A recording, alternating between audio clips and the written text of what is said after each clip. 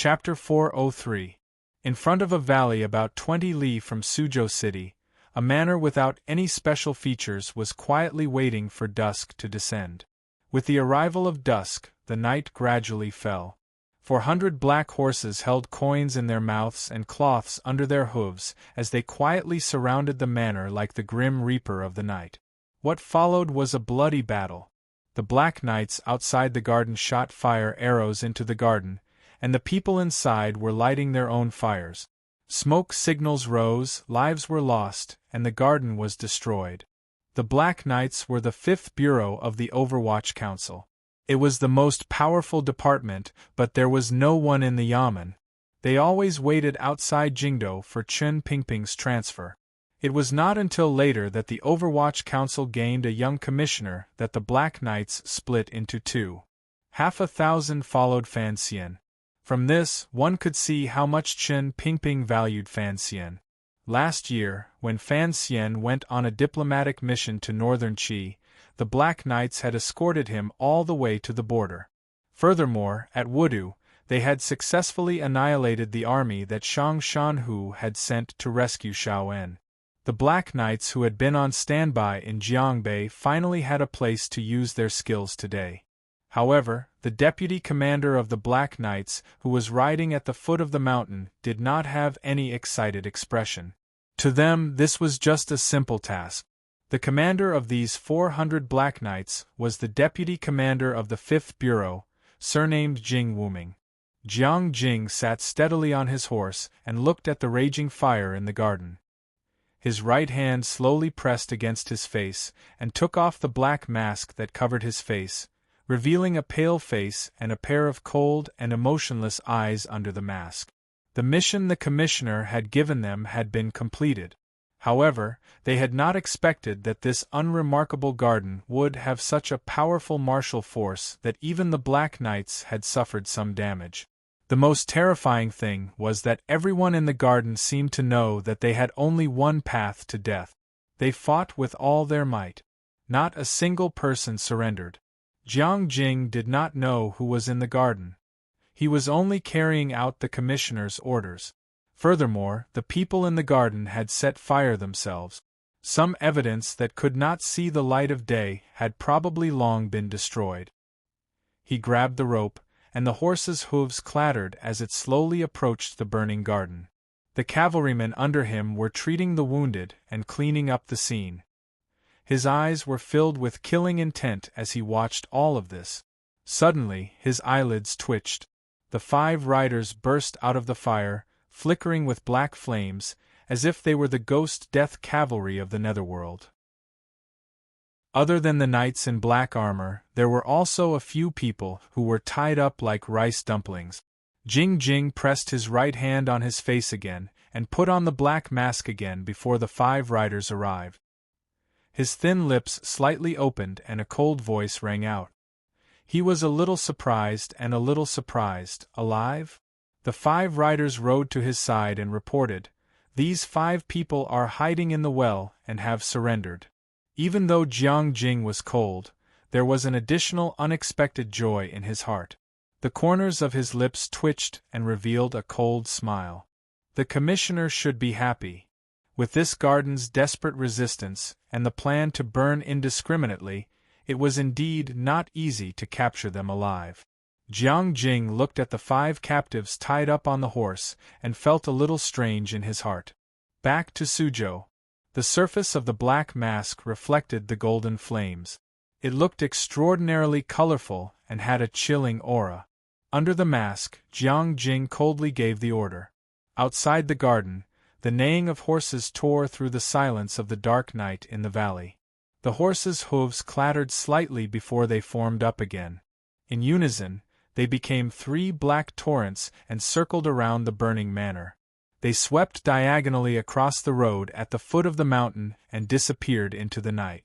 Not long after the Black Knights left the mountain like ghosts and entered the plains, they ran into Deng Ziyu and his group, who had come to receive orders, and received the commissioner's latest order. Jiang Jing was silent for a moment and arranged for a small group of riders to escort the captives to Jingdo. The remaining hundreds of night death gods did not enter the city. Instead, they quietly found a place to cross the river and returned to the camp in Jiangbei. After Deng Ziyu reported back to Hua Garden, Fan Xian only nodded his head to indicate he understood. In his study, he finished writing a secret memorial to the emperor and handed it to a subordinate in the council to quickly send it back to Jingdo. Then, he went alone to the main hall of Hua Garden. Bright lanterns hung high in the main hall, illuminating it brightly. In particular, the chest of snowflake silver was lying quietly in the chest, reflecting an alluring light. Fan Xian glanced at the chest of silver and shook his head. Sighing, he sat on a chair beside the chest and thought to himself that silver was indeed very useful. 138,880 taels of silver were neatly stacked up in the chest. Fan Xian couldn't resist glancing at it again and sighed again.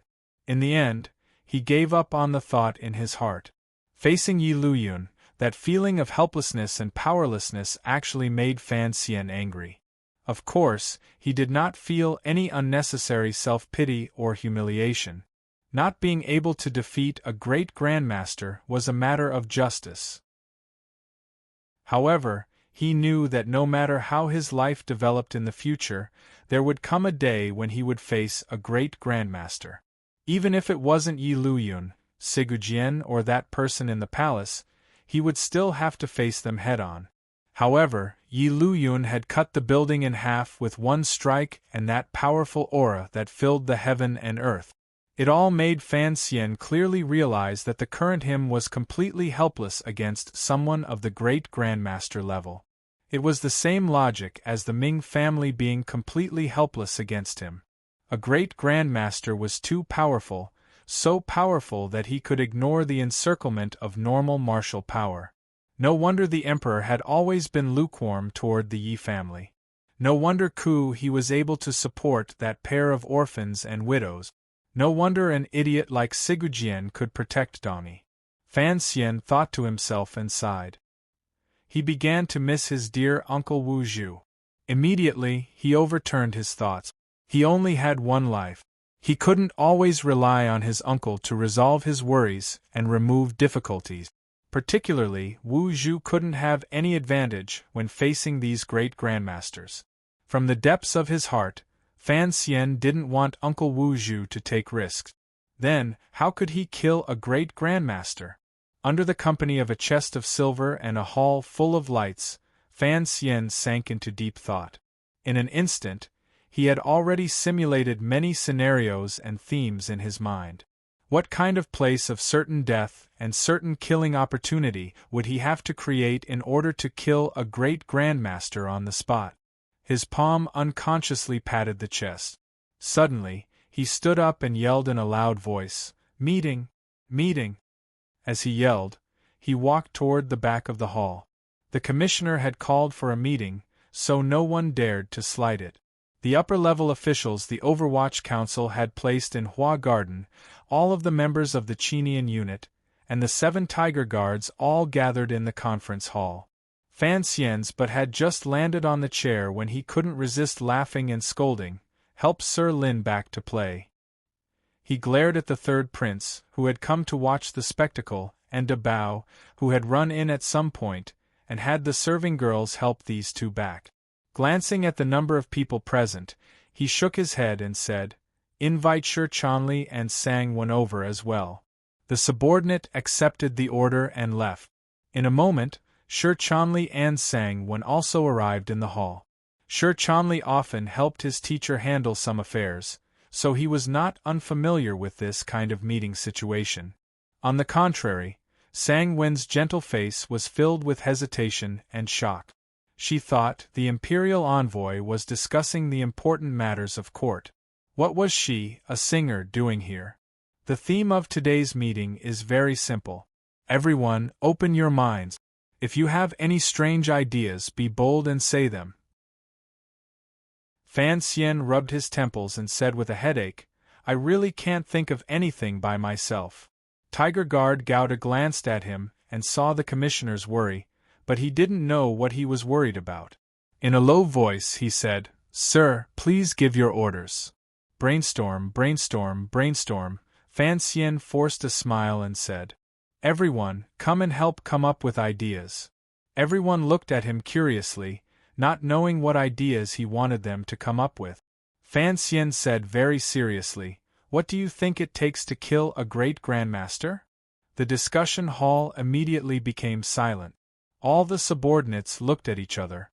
Sang Wen was so shocked that she pressed her slightly wide lips together into a small cherry mouth. Shi Chanli had a strong urge to turn and leave. What was this discussion about? How could one kill a great grandmaster? If someone could actually think of a way, then the first thing the Qin kingdom and northern Qi would do was to send people to kill Sigujian according to the law. Then, the two countries would first divide the wealth of Dongyi with the noble women of the vassal state. Of all the people in the hall, Deng Ziyu's position was higher and he was closer to Fan Xian. Looking at his expression and the strange expressions of his colleagues, he carefully said, Sir, were you injured by the sword Qi? Fan Xian immediately cursed angrily, I didn't injure my brain. He didn't care how shocked his subordinates were. In any case, he forced everyone to come up with ideas. For a moment, the people in the discussion hall were forced into a corner. They could only pick some absurd ideas to come up with. As they came up with ideas, everyone felt uneasy. A great grandmaster was revered by tens of thousands of people. He was a godlike figure. Yet, they had to follow the commissioner's orders and think of how to harm him. However, the Overwatch Council was, in the end, a sinister yamen flowing with black water. After saying a few words, everyone let go of their courage and felt a strange sense of pleasure. Meeting to discuss how to kill a great grandmaster. Even if they couldn't kill him, just thinking about it was exciting enough. Someone opened the discussion by saying that they could not defeat a great grandmaster. If they wanted to defeat him, first of all, they had to weaken his power and increase their own. They suggested using poison. Someone immediately retorted that a great grandmaster's martial power had reached perfection. Once poison entered the body, it would immediately turn into a puddle of snow water and be useless. Someone suggested that they should choose a medicine that stimulated the body's inherent qualities. It was not an external poison, but it could move the body's emotions or energy in a short time. Naturally, it would weaken afterward. Fan Xian coldly interrupted, That's an aphrodisiac. Someone else said that if one wanted to take a person's life, one had to first disturb their will. If one wanted to kill someone, one had to first make them crazy. They should construct some special scene to intensify the great grandmaster's emotions and make his mind sink into confusion. Fan Xian nodded with great approval. In his heart, he was cursing Ouyang Feng's craziness. Deng Ziyu thought for a while and suddenly slapped the table. In reality, it's not difficult. As long as we think of a way to set up a trap so that the opponent can't escape easily, we can use the 6th Bureau's crossbow camps to surround him and release them in order without stopping or resting. We can exhaust his true strength. Even if we have to use tens of thousands of crossbow arrows, we have to weaken the opponent's body and qi. Then, we can use the 5th Bureau's Black Knights to charge. After all, a great grandmaster is not a god. Fan Xian looked at him and asked, How many people do you think will die with this plan of yours? Deng Ziyu calculated and reported, The 6th Bureau's crossbow camps will probably all be destroyed. There should still be 10% of the Black Knights alive. Fan Xian shook his head and said, I want to kill people, not send my own people to their deaths. Deng Ziyu excitedly said, If we can actually succeed, it doesn't matter how many people die.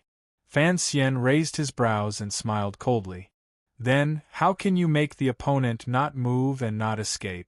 Just stand there and let you shoot and rush as you please? He's not a scarecrow. Deng Ziyu was silent. The brainstorming continued. The ideas everyone came up with became increasingly preposterous and nonsensical.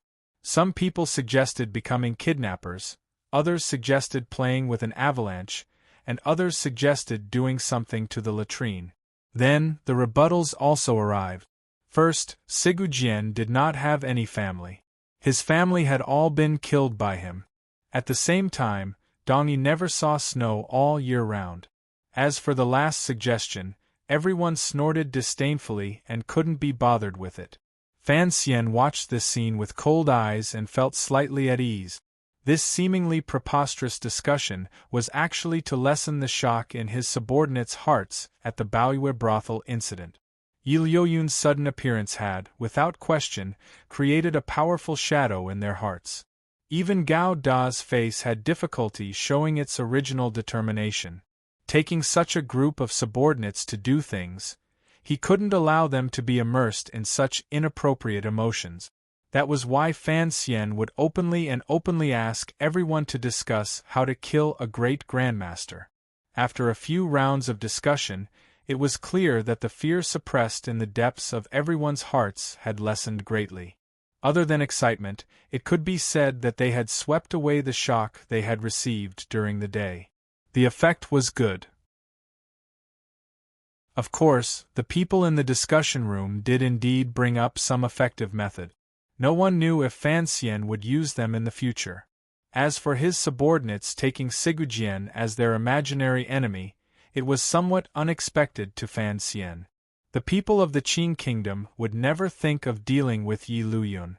Because they were in the honeymoon period with Northern Qi, because of Fan Xian's relationship with Haideng, and because the young lady of the Fan family had now become Master Ku He's last disciple, the subordinates would not blindly discuss how to kill Ku He in front of the commissioner. It was that pitiful Sigujien again. The discussion lasted until the candles were extinguished. After everyone dispersed, they continued to whisper among themselves in the garden. They were excited by the commissioner's daring action and couldn't help themselves. Fan Xian shook his head and called Sangwon over. Baoyue brothel is half destroyed. It will take at least half a month to repair. What arrangements have been made for the girls in the brothel? When they first went to evacuate the neighborhood, the guests in Baoyue brothel had all left. The girls had also been evacuated to a safe area. It was not until now that Fan Xian had the leisure to worry about his brothel business. Sangwon replied respectfully and cautiously, "The girls have been temporarily placed in other brothels. The bosses are very easy to talk to and have all taken them. However, staying in other brothels for a long time is not a good thing." Fan Xian nodded. In all of Suzhou, there was no one who didn't look at his face. Those brothel bosses were probably more than happy to help take in their own girls. Then, let Shi Chanli take the lead on the matter of recultivation. You can rest for a while. Fan Xian suddenly thought of something and raised his brows. A glimmer of ruthlessness appeared on his handsome face. Put away all of the detailed bills. When I return to the capital next year, I will find someone to collect on them. Sangwon made a sound of acknowledgement. Fan Xian asked, "You don't have to live outside. Hua Garden is big. Spend a few days with Cici and help look after my brother-in-law." Sangwon smiled innocently and covered her mouth, not saying anything. "What is it?" Miss Haitang also said the same thing, Sangwon said with a light laugh. "Those two girls have also been brought to the garden." Fan Xian was startled. Only now did he understand that she was talking about the two leading ladies of Baoyue brothel, Liang Diandian and Ma Suasu. He couldn't help but be surprised at Haitang's meticulousness. Liang Diandian had not officially opened her cards, so it was indeed not appropriate for her to live in another brothel. As for Ma Suasua, that was the great prince's mistress. He had to take good care of her. To be continued. If you want to know what happened next, please log on to www.cmfu.com. More chapters. Support the author. Support original reading. Chapter 404. Taking Sangwon with him into the back garden, Fan Xian raised his head to take a look. He saw the birds and swallows in the garden, green and red everywhere in harmony. It was the height of spring and approaching the height of summer. There was a cool breeze, and a crescent moon hung in the sky. There were lanterns hanging under the fake mountains and green trees. The moonlight and lantern light blended together and added a sense of haziness. In this hazy light, a dozen girls were chattering away. The girls with clear and gentle features were not wearing much clothing. They were either standing under the trees or lying on the couches. Their postures were all different. Occasionally, a bright light seeped through the muslin. The faint fragrance from their bodies wafted directly into his nose. Fan Xian was startled. He couldn't help but have a certain illusion. Had he come to the silken cave? When had the Hua garden become the Qin garden? The girls chattered endlessly. For a moment they did not notice Fan Xian, who was standing with his back to the light. They were still enthusiastically talking about the Baoyue brothel incident during the day, the power of that one strike, and the imperial envoys scolding in the street. The main speaker was one of the two leading girls of the Baoyue brothel. The ones listening were the girls with wide eyes and expressions of curiosity or admiration. Fan Xian said in a low voice, "Didn't they say that the girls in the brothel were all sent to other places?" Sangwon covered her mouth and smiled. She explained, "Aren't these the girls in the garden?" Only now did Fan Xian come to his senses. He couldn't help but unconsciously glance at them a few more times. He sighed in his heart. It was said that girls changed 18 times between childhood and womanhood. How could these orphaned refugee girls that Cece had picked up on the road have all grown so gorgeously after only a few days in Suzhou? Although there was still a childishness between their brows and their inexperience had yet to fade, there was a natural aura of youth that pressed against his face. It made one feel very happy. In particular, the back garden had always prohibited men from entering. The maidservants were listening to Liang Diandian's story during the day with great interest, so they were not particular about their manners. Some were lying on the couch with their buttocks sticking out, pretending to be arrogant and naive, while others were holding a fan and pretending to be virtuous. Their straight and slender legs, separated by a thin layer of cloth, presented all kinds of tight beauty.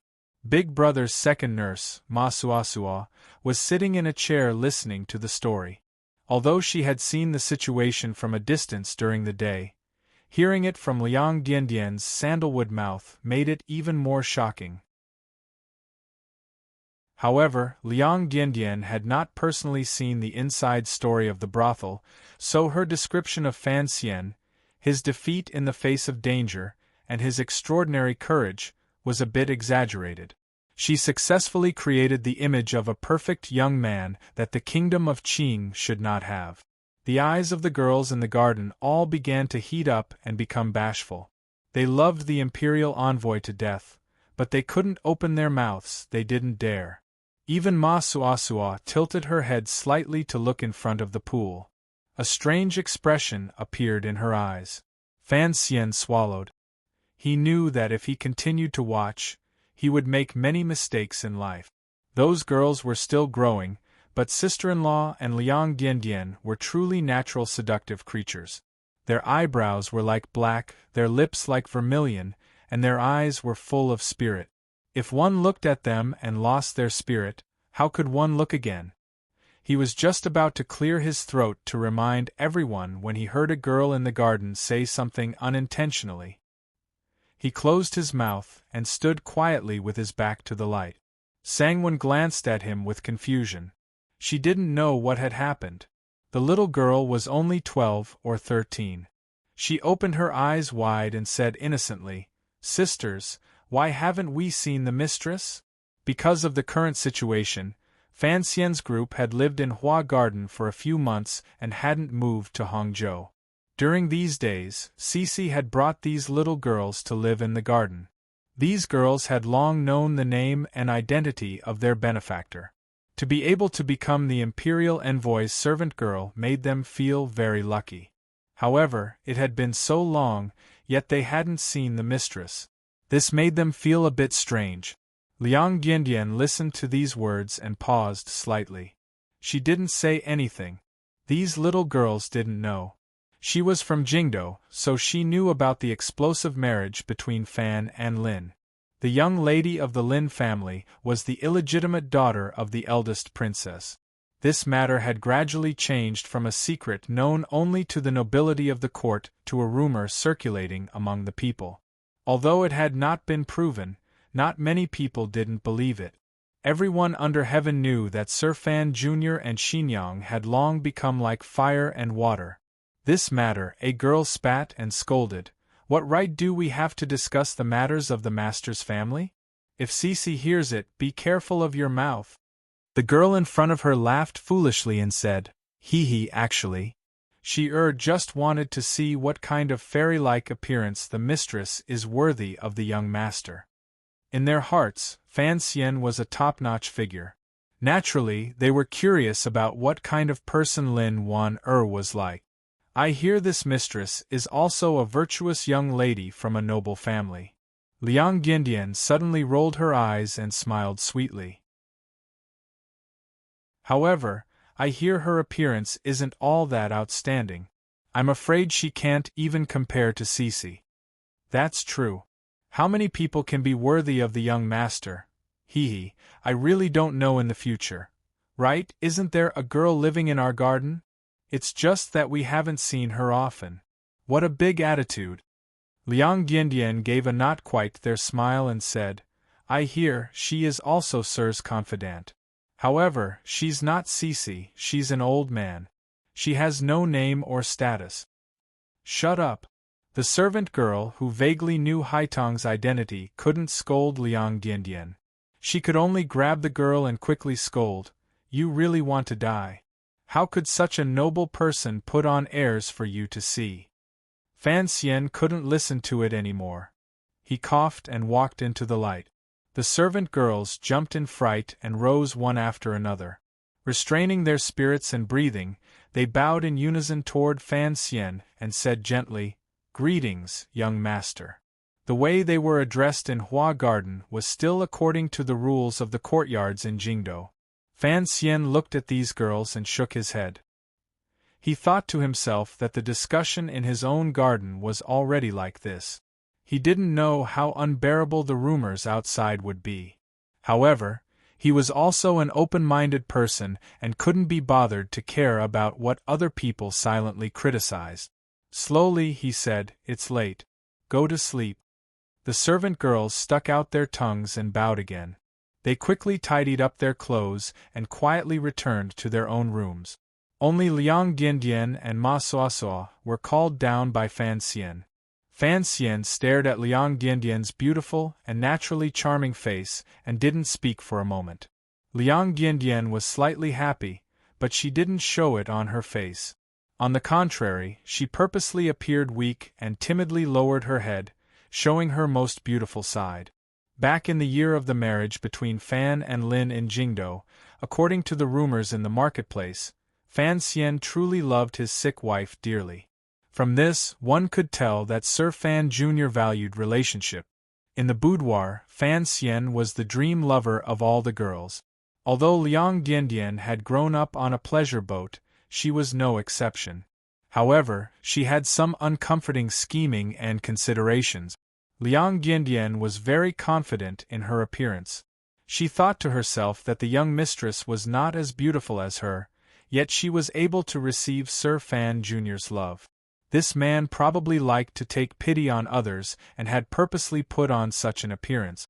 Furthermore, after the Suzhou branch of Baoyue brothel had opened, Sir Fan Jr. had not allowed her to receive guests. Presumably, he was also interested in her. Feeling Fan Xian's unmoving gaze, Liang Gindian's happiness gradually grew. She lowered her head shyly and didn't say a word. Standing behind Fan Xian, Sang Wen watched this scene. A disgusted smile rose to the corners of her lips. Fan Xian suddenly opened his mouth and said, Everyone has the right to live better, so I don't dislike your way of thinking. Liang Gindian raised her head in shock and met Fan Xian's emotionless gaze. Only now did she know she had misunderstood. Her heart jumped. Fan Xian continued coldly, However, I don't like it. Liang Diandian was overwhelmed with shame and didn't dare to say anything. No one is born to serve others. If you don't want to work in Baoyue brothel, have shopkeeper Sang turn you into a Qing household. Once you've earned back the silver, you will be allowed to leave. Fan Xian stared at her beautiful face and said, Sangwon, pack her luggage and find another place to live. Sangwon was startled. She had not expected the commissioner to be so heartless. However, she didn't say anything. She brought Liang Diandian, whose eyes were glistening with tears, into the manor to pack.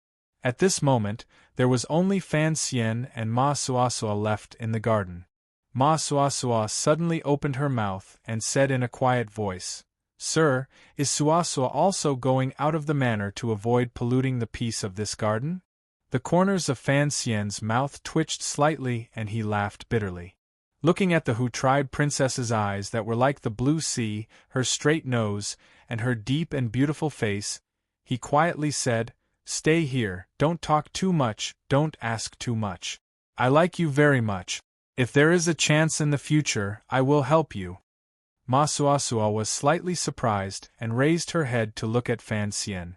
It was as if she hadn't thought that he would see everything so clearly and reveal such intentions. She couldn't help but gratefully say, Thank you, sir. Fan Xian calmly said, No need to thank me. I have always liked to stand on ice and see the world. Returning to the room, Cici had already prepared hot water. After washing his face, he dipped his feet into the hot water. Fan Xian sighed with satisfaction and immediately closed his eyes. He began to follow the method Haidang had taught him, using small drops to repair the meridians that had been injured by Yi Liuyun's sword qi. Ever since he was young, his method of cultivation was different from that of others. The proper process of meditation was as easy as napping for him. After an indeterminable amount of time, his eyelids opened slightly and Jinqi circulated through his entire body. He found that he was already much more comfortable. He also found that the room was quiet and couldn't help feeling a little strange. Looking to the side, he found that Cici had already fallen asleep on the desk. It was probably because she had been worried for too long during the day and waited for too long at night that the girl was unbearably sleepy. Fan Xian smiled and didn't wake her up. He grabbed a towel and wiped the water off his feet. Gently, he walked behind her and placed his robe on her body, worried that she would catch a cold. He stood behind Cici for a while and looked at the strands of messy hair at the back of the girl's spotlessly white neck. He couldn't help but sigh. He thought of the time when he and Cici were copying books in Danzhou. How relaxed, happy, and free it was. There were no outside matters to worry about. There was only a bean lantern, an ink stone, a bald brush, and a delicate attendant. The two of them sat side by side copying the story of the stone. Although they didn't have any glyphs, those dots of graceful handwriting were truly fragrant. He thought for a bit and then gently pressed his right hand against the back of Cici's neck and helped her rub it. He applied some Jinqi to a few acupuncture points to help her adjust her breathing and sleep. Only then did he carefully lift her up and put her on the bed. Pulling the thin blanket over her, he finally felt reassured and patted her face. He then picked up his shoes and walked out of the room. The moment he closed the door, he seemed to see the soundly sleeping Cici. A safe and satisfied smile appeared on his face. Wearing a robe, pulling on his shoes, and shrugging his shoulders, Fan Xian strolled through Hua Garden without a care for his image. It was as if he wanted to borrow the night breeze to blow away the depression in the depths of his heart. Although the Hua Garden that the salt merchant Yang Jimei had given him was beautiful, it was a pity that it could not calm his heart. There were too many things weighing down on his heart. Uncle Wu Zhu was not by his side, and Wan was not by his side. He truly had no place to complain, no place to discuss, and no place to vent. No one knew why he had done things in such a hurry in Jiangnan, and why he did not care about anything in order to turn things around. Including his friends, his subordinates, his enemies, and his family, everyone seemed to have an erroneous judgment toward Fan Xian. This kind of judgment was what made Fan Xian most angry. Everyone thought that Fan Xian could be ruthless when it came to the struggle for power. Thus, intentionally or unintentionally, everyone had forgotten the countless threads of connection between him and the eldest princess. They only waited to see how he would stomp Xinyang into the ground. They had not thought that not only would Fan Xian stomp, but he would stomp beautifully. Fan Xian did not have a shred of affection for the eldest princess, but his affection for Wan was deeply rooted. After all, Wan was the eldest princess' own daughter. Everyone had forgotten this point. Everyone had purposely forgotten this point. Fan Xian was very angry and gloomy. Although he had already secretly made arrangements, he was still angry. If one day, the eldest princess truly died at his hands, what would happen to Wan? Nowhere to complain, nowhere to complain. Fan Xian could not stop his steps. It was like this in officialdom in Jianghu, and it was also like this in Hua Garden. He strode around the quiet pond and walked through the long and desolate corridor. Purely subconsciously, he followed that familiar stone path and walked to the quiet study at the back of Hua Garden. He raised his head to look at the door and couldn't resist smiling self-mockingly. How had he come here again? In Shuaxianyu, Wang Xianji lived in Shanin. Because he missed Priest Dian, he braved the snow and took a boat through the night to visit. As the morning light shone brightly, the king arrived in front of the Dai family's door. Without knocking, he turned and left. The servant put down the large chair. The king said, "I came in high spirits and left when my spirits are exhausted.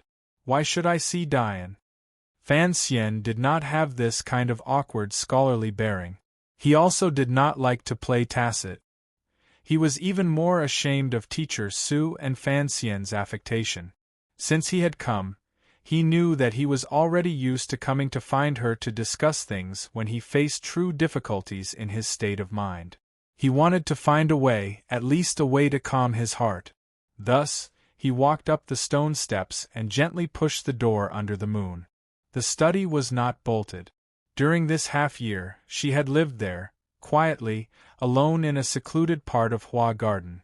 Haiteng had long woken up when he arrived at the door. She had already sat up on the bed. She wore a flowery robe and sat at the head of the bed, looking at him with a not quite there smile. There was no light in the study. Only the faint moonlight from outside seeped in. Given their realms, they could clearly see everything in the room and the expression on each other's faces. The night was a bit cold. Fan Xian rubbed his hands and turned to close the door. He tugged on his shoes and walked to the side of Haitong's bed. Without a trace of politeness, he lifted a corner of the brocade quilt and burrowed in. Sitting on the other side of the bed, he looked at Haiteng across the bed. The quilt was very warm. There was no fragrance. There was only a clean and warm feeling. Haiteng looked at this scoundrel and helplessly said, "You have to know that I have thought about it. I am still going to marry in the future." Fan Xian's feet rubbed against the cotton cloth on the bed and sighed comfortably. He was also surprised and disappointed that he hadn't touched Haitong's feet. It looked like the girl across from him was sitting cross-legged. He said, "I am the adulterer." He then smiled and said, "You are the whore." "Of course," he said with a smile. "This is what people say." Haiteng glared at him. Fan Xian said, "There is only one thing that I will not be satisfied with even if I die. Although I am born a bit better than others, I do not have the intention to seduce you." "What? How can you insist that we have an affair?" Duo, I cannot accept this. Today I have already tarnished my reputation. It is not that I say a word of regret. In any case, it is like this. Why don't we have another reason? These words were said with hidden bitterness. Haiteng only sighed. Although this section wasn't printed, Cece copied it 2 days ago and showed it to me. Why do you have to use the same words Qingwen said in the 77th verse to ridicule me? I am not second master Bao, and you are not a pretty servant girl. Yi Lu Yun has not hurt you to the point of death. You are pretending to be resentful, but who knows what you are angry about in your heart. Fan Xian shook his head with a self-mocking smile, and didn't speak for a moment. The study that had been converted into a bedroom sank into silence. I don't like to play around, Fan Xian said quietly. Fan Xian said quietly, you probably don't understand what I mean, but I really do like to stay with you and talk. Haitong's bright eyes glowed in the dark night. But right now we are indeed very intimate, Fan Xian said with a slight smile. I had originally wanted to pour out the bitterness in my heart, but I didn't expect that I would suddenly have a thought and find another bitter matter. Everyone will marry someone. Fan Xian half leaned against the foot of the bed and closed his eyes slightly. But why is it that when I think of you marrying someone else in the future, my heart is so unhappy? The smile in Haitong's eyes gradually became more and more like the moon in the water, and the strands of moon in the water gradually leaking out of the bamboo basket. Her hands gently pulled at the corner of the blanket and covered her chest. Looking at Fan Xian's face, she slowly said, Then, how about marrying you? I had a lot of fun writing this chapter. Men. I would like to thank Sean for the youthful video that you provided. It is the last day of the month. As usual, I ask for monthly vote. Rules. To be continued. If you want to know what happens next, please log on to www.cmfu.com. More chapters. Support the author. Support original reading.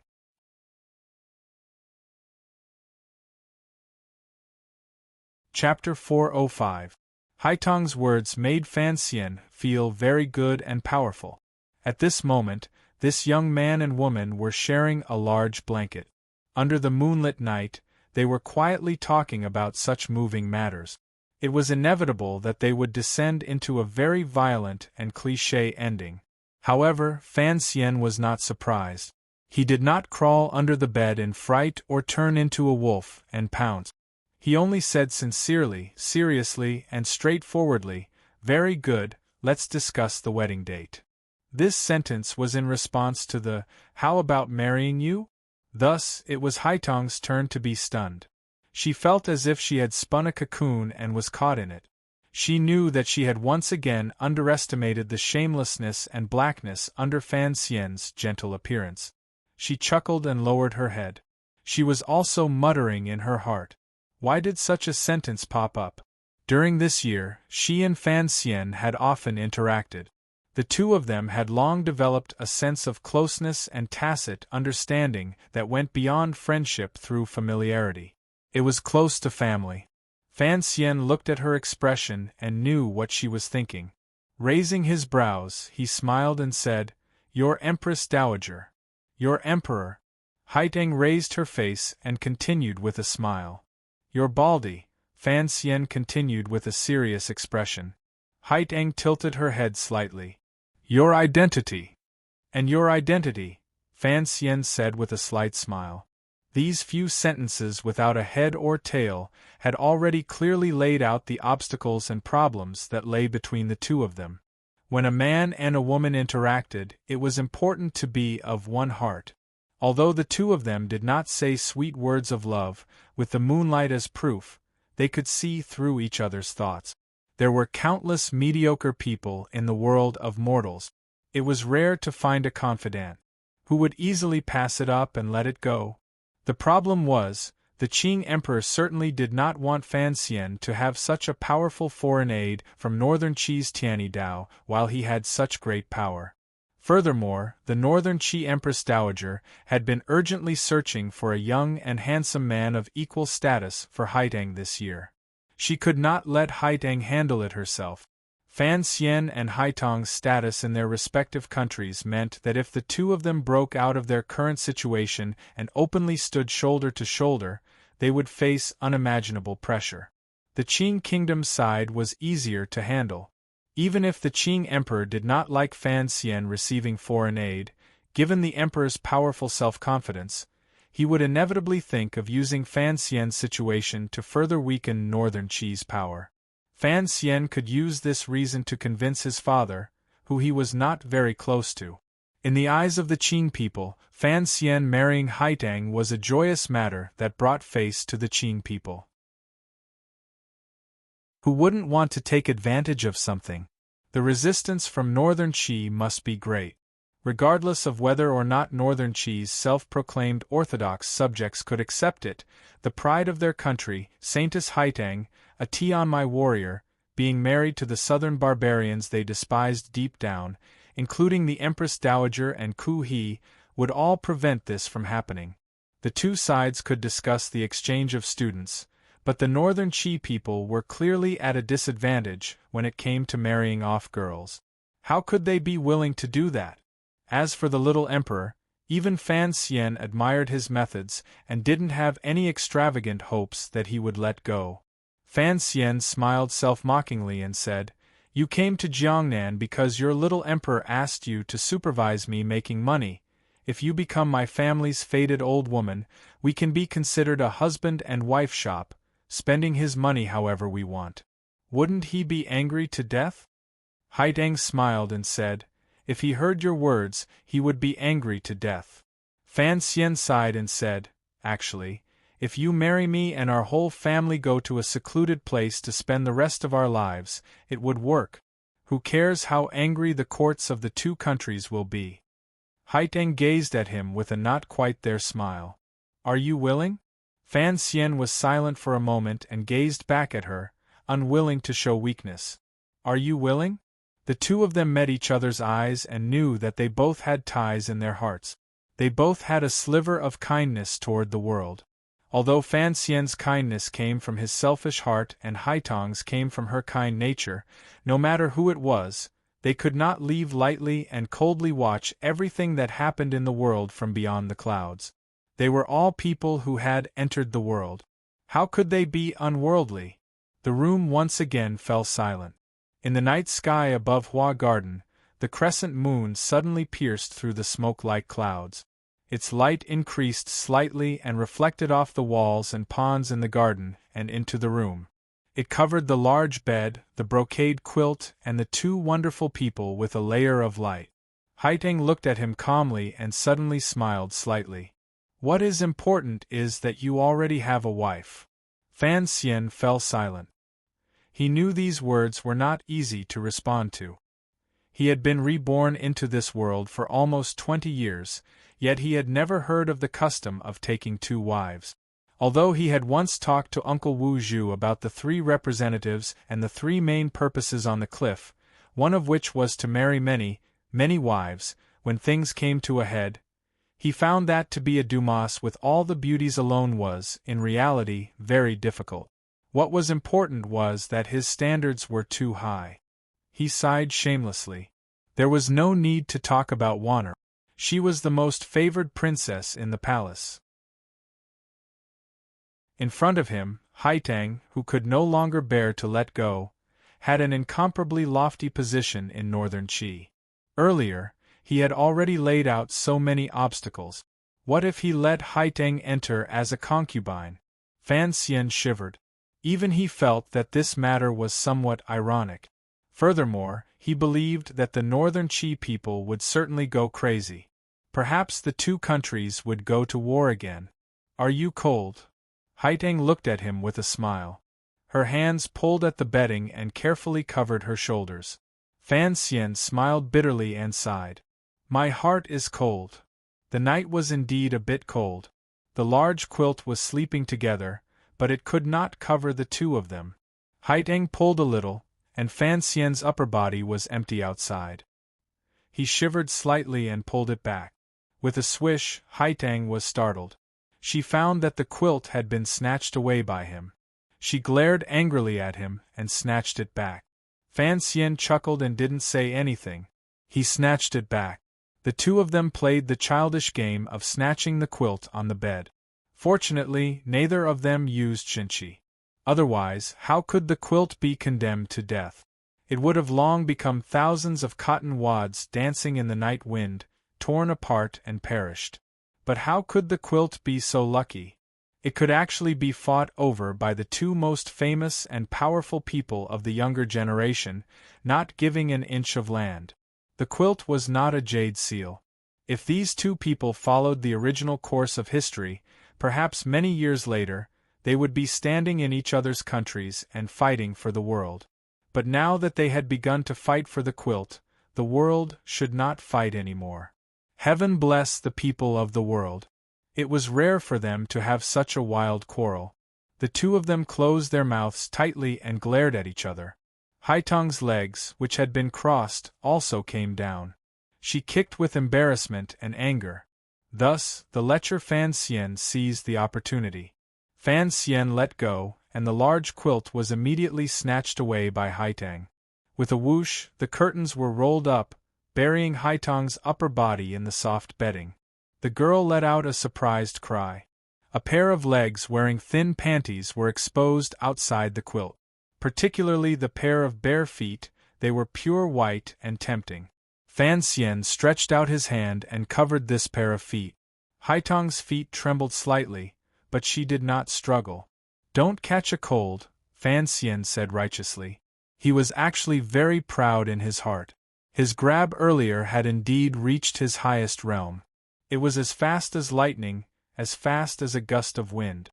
Once the sunflower came out, it faintly had some of the realm of the blind uncle hitting people with a bamboo stick.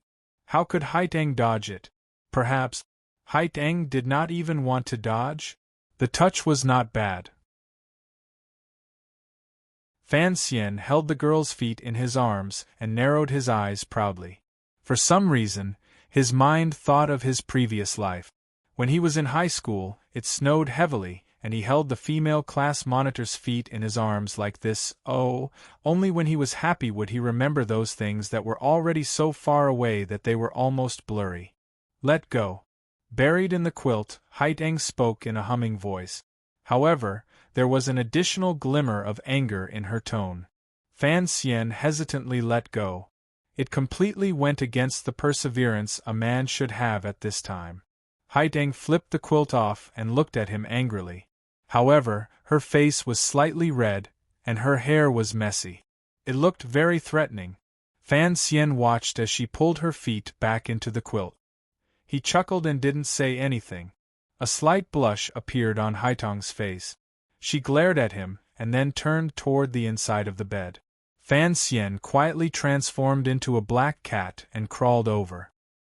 He lay next to her, but he lay very orderly. In a voice as thin as a mosquito's he said, "It's cold. Give me a blanket." Haitang used a bee-like voice to buzz, "You don't have your own hands?" Although she said this, the girl still moved a little further in to give Fan Xian some space. At the same time, she left half of the quilt for him. Fan Xian lay down comfortably and sniffed hard. He found that he indeed didn't smell any body fragrance. There was only a peaceful, clean, and gentle feeling enveloping him. He opened a pair of bright eyes and looked at the ceiling of the tent in the dark night. The two of them lay on the same bed. Silence was awkwardness, and awkwardness was warmth. Earlier, Fan Xian had said he didn't play around with warmth, but in reality, he loved this feeling. He thought to himself, Duo has finally revealed her childish side today. It is very interesting, very interesting. He completely did not realize that his heart had a strange fetish. Haitang calmed down slightly. She carefully revealed her face and said, "You really don't want me to marry?" "Yes." Fan Xian put his hands behind his head and smiled slightly. "Even if you want to marry, you can't marry someone else. It can only be me." Haitang lost. "I came here today to pour out my troubles to you." Fan Xian glanced at the girl beside him and told her of his earlier worry in the garden. Haitang thought for a bit and then quietly said, "Isn't it inappropriate to tell me about the matter between you and your wife at this time?" Fan Xian was startled. Only then did he realize that he seemed to have been a bit of a bastard. He couldn't help but smile bitterly and say, "Fine, let's talk about Yi Luyun. I still don't understand why he would come to Suzhou and show himself." Once they got down to business, Haitang's childish side suddenly disappeared. she recovered her usual calm and stability. Turning around, she began to discuss and analyze with Fan Xian. At the same time, she told him about following Yi Luyun from afar along the way, as well as the story of what happened along the way. The two of them talked back and forth but still couldn't come to a conclusion. It was Haitang who suddenly said lightly, "There is one possibility. I wonder if you've thought about it?" "What is it?" Fan Xian asked curiously. Perhaps the emperor had long known of the Yi family's connection to the Juanshang conference, so Yi Luyun was not worried about the emperor knowing he had acted, Haitang said seriously. Fan Xian thought for a while and then shook his head. It still doesn't make sense. After talking about Yi Luyun, what did they talk about? The old manor in Jingdo, Lin Wan'er? Naturally, this was a question that was not convenient to talk about in bed. Fan Xian would more or less feel guilty. No matter how open Haitang's heart was, she was not an ignorant and senseless wooden person. Lying like this, their breaths intertwined, their body heat invaded, and their occasional contact, although it was not truly ecstatic, it still made the temperature in the blankets slowly rise. "Let's talk about the temple," Fan Xian said lightly, perhaps having made up his mind. A glimmer of gentleness and emotion flashed through Haitang's eyes. She smiled slightly and said, "By West Lake in Hangzhou. You said you only talked about worldly affairs." "The temple is my business," Fan Xian smiled and said. "In the future, it is also your business." For some reason, the warmth and trust in these words warmed Haitang. Even if she was the northern Qi Saint girl, able to enter and leave the palace without any hindrance, and had an outstanding status, where would she go to find a confidant, a true friend, someone who could treat her as an equal and treat her without any ill feelings? Wu? Haitang got up slightly and gestured in the air with her finger. One up, one down, one up, one down, she drew a few semicircles. Her brows were furrowed tightly. "Then what does the symbol on the temple mean?" Fan Xian had already described in detail what Xiao En had told her in the cave. Only, out of consideration for the girl's feelings, he hid the matter of Master Ku He eating human flesh. Haitang listened quietly the entire time. When she recounted Xiao En's past in Northern Wei, a complicated emotion occasionally flashed through her eyes. In the end, she was puzzled by those symbols, so she opened her mouth to ask. "How would I know?" Fan Xian said with a headache. "It looks like one day I will have to go to the temple to take a look." Determination gradually appeared in Haitang's bright, limpid eyes. "I want to go." Fan Xian smiled. "I know how tempting this is for you, so you have to promise me, you can't sneak off by yourself." He pointed at his head and said, "Xiao En's route back in the day was hidden here." "Who was the girl who ran out of the temple?" Haitang asked. In reality, she had already faintly guessed. Although the answer did not surprise her, it still made her sigh uncontrollably. "My mother." Fan Xian spoke very proudly. Thus, the conversation began to turn back to the Yi family. Occasionally, they would talk about the blind uncle's elegance. The more she listened to the details, the stronger the longing in Haitang's eyes became. Back then, what kind of era was that? The girl sighed. The 4 great-grandmasters all appeared in that era. Other than that, there were your mother and the blind uncle, 2 dazzling figures. Fan Xian joked, "In a few days, you'll have to call me Granny." Haitang couldn't be bothered to pay attention to him. She sighed to herself. Coming out of the temple, could it be? Her eyes lit up. Miss Yi should be a Tianmai being? What is a Tianmai being? Fan Xian laughed coldly. Naturally, he wouldn't tell her the wondrous story of transmigration. "Everyone under heaven says you are a Tianmai being. What do you think?" Haitang smiled. "Teacher said that those who can receive the will of heaven and be chosen by the temple are Tianmai beings. I don't know why teacher calls me that. According to this saying, isn't Ku He a Tianmai being? The martial methods of your Tianyi Dao were truly stolen by my mother from the temple." "They were stolen." They weren't taught by the immortals of the temple. This is a matter of scholars. Stealing books, how can it be stealing? Could Miss Yi have a special bloodline? Haiteng suddenly became interested. Her bright eyes stared at Fan Xian's face. Your meridians are completely different from those of ordinary people. Otherwise, you would not be able to practice such strange and tyrannical martial method. This must have something to do with your mother's past. Fan Xian looked at the girl's expression and knew what she was thinking. He smiled coldly and said, "Are you thinking that my future child might also be a strange one?" Haiteng smiled faintly and didn't reply. Don't think about things like borrowing seeds. Fan Xian didn't know if it was because he thought of his romantic birth, but his anger flared. He lowered his voice and roared, "And don't think about putting aphrodisiacs in the wine." Haiteng looked at his angry expression and only smiled and didn't say anything. See, Lily isn't pregnant. Fan Xian thought of that matter and a bellyful of fire gradually grew. The bodies of the two people under the blanket were already hot like fire. Now that the evil fire had been provoked, how could it not ignite the fire of desire? Fan Xian gritted his teeth and pressed his face together. He didn't care if Duo would easily kill him with a flip of her hand. He pulled her into his arms and held her. Holding her from behind, he felt the girl's slightly hot and trembling body in front of him. Fan Xian said by her ear, "If you are truly interested, you don't need to use aphrodisiacs. I am also willing to give myself to you." Haiteng laughed coldly and didn't turn her head. She lightly said, "Other than using your hands and feet, do you not have any other ability to make me admire you?" Fan Xian said angrily, "I only used my feet earlier. When did I use my hands?" Haiteng seemed to have thought of something. Her voice suddenly softened. A moment later, she quietly said, "On the official road out of the palace treasury." Fan Xian immediately remembered that day beside the spring woods. He had calmly held the girl's hand in his arms and refused to let go no matter what. The style of a man and a woman cared about one attacking and one defending, and turning defense into offense.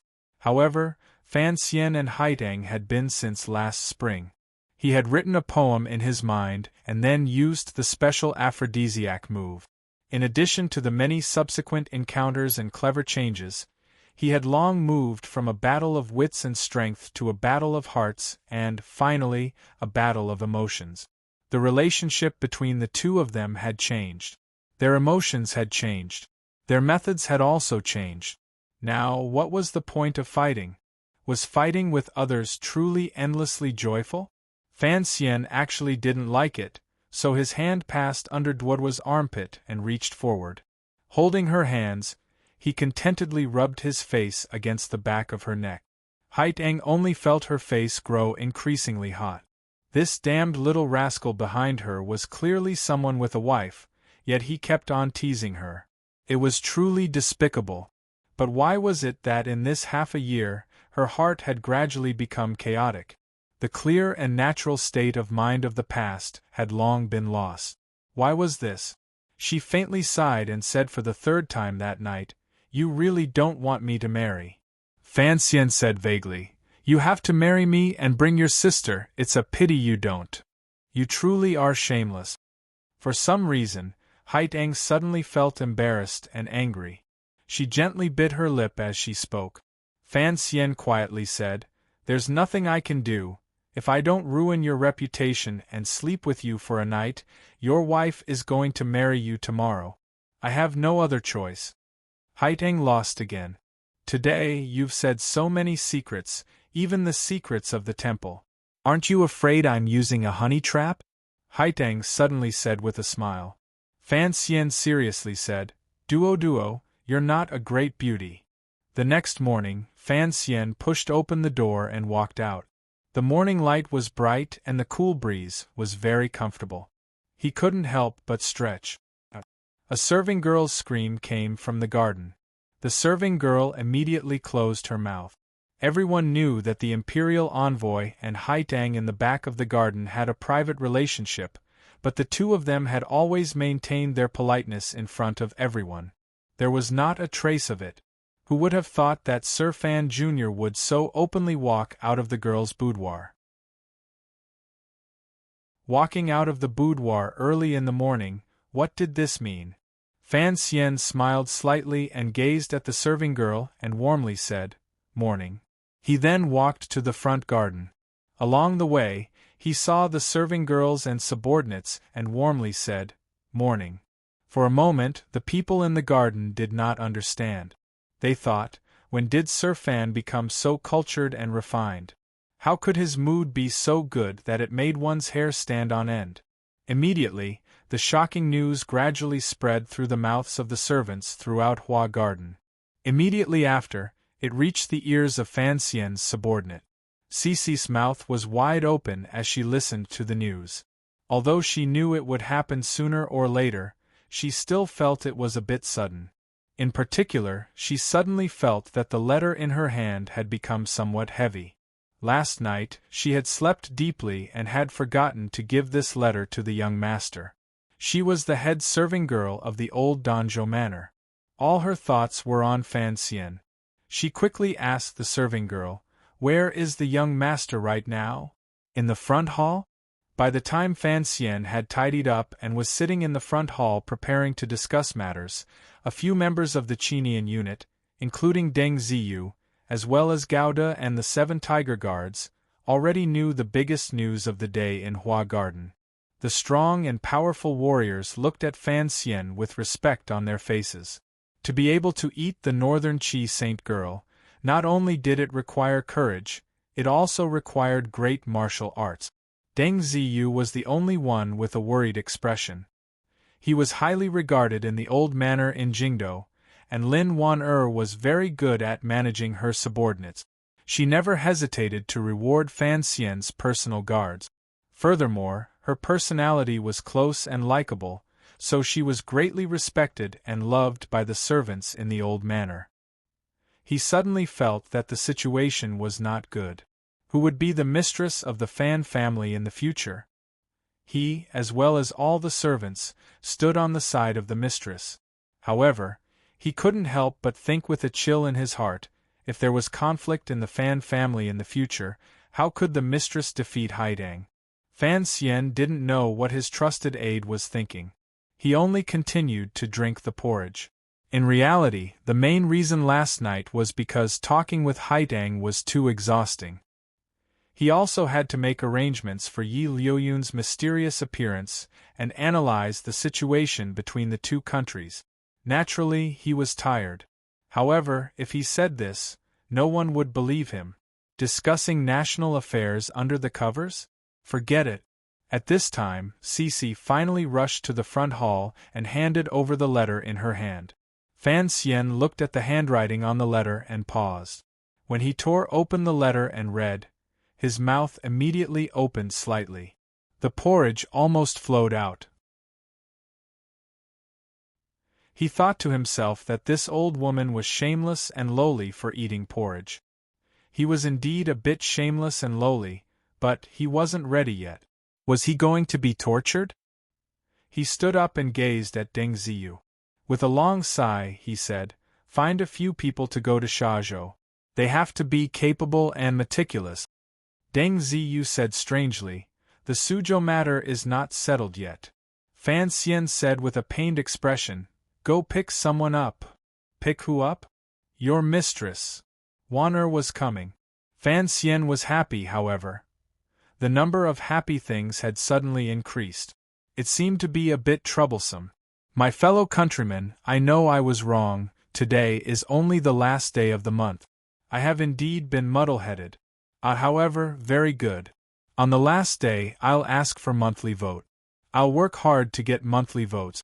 Although the 4th and 5th votes are all the same, it doesn't stop me from looking good. Today's chapter is about romance, but there is a hidden meaning within. I have to be careful. At the end of the month, everyone is relaxing. Also, don't talk about stud horses. Who says I'm not a stud horse? My novel is a stud horse novel.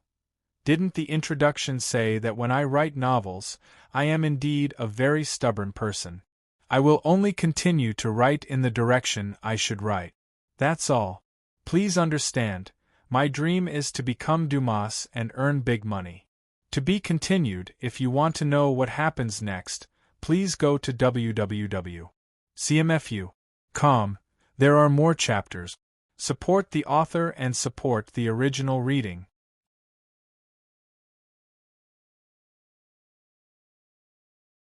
Chapter 406. Warner had not yet arrived, but the people Fan Xian had sent out in Suzhou began to come back one by one. They had scattered Fan Xian's sinister seeds throughout Jiangnan and brought back the good news Fan Xian needed. The first to return was Xia Qifei. Fan Xian did not meet him in Hua Garden because Baoyue brothel was half ruined, so it was impossible to meet him there. In the end, he chose to go to Xia Ming's manor in the south of the city in the middle of the night. Fan Xian had paid for this garden. However, after he had come once with the third prince, he had never come again. The travel-worn Xia Qifei looked at Fan Xian, who was walking up the steps under the protection of the tiger guards, and jumped in fright. He had planned to go to Hua Garden in the afternoon but had been told to wait in the manor. He had not expected the commissioner to personally come. Respectfully welcoming Fan Xian into the study, these two illegitimate children did not exchange too many pleasantries. Fan Xian did not have the patience to express the warmth of a superior, so he directly entered the topic. Through Xia Qifei's report, Fan Xian's heart, which had been hanging in the air, finally relaxed. Ever since Xia Qifei had accepted the palace treasury's major bids, he had, with the help of the Overwatch Council, mobilized the Jianghu brothers of the Jiangnan water bandits and began to move toward the right path. However, they were, after all, Jianghu people. Fan Xian was always worried that the seventh Ming disciple would not be able to handle matters properly. Only tonight did he truly relax. It looked like Xia Qifei had indeed inherited some of the old Ming master's talent. He did not neglect the necessary skills of buying goods, bills of lading, opening roads, and bribing officials. What made Fan Xian feel most at ease was that after Xia Ming's merchant group passed through Jiangbei, they made contact with the northern Qi people in a small town to the south of Cangzhou. On the northern Qi side, the little emperor had arranged for Chang Ningho's son, Wei Hua, to be the head of the brocade guard. Of course, there would not be any problems with the safety of the good. However, Fan Xian was curious as to who had personally entered deep into the Qin kingdom and taken the risk to receive the first batch of goods. It was the commander himself. Xia Qifei himself seemed to be shocked at the meeting at the time. Fan Xian was also startled. He couldn't help but have a different opinion of Wei Hua. He held a high position, yet he dared to enter the Qin kingdom.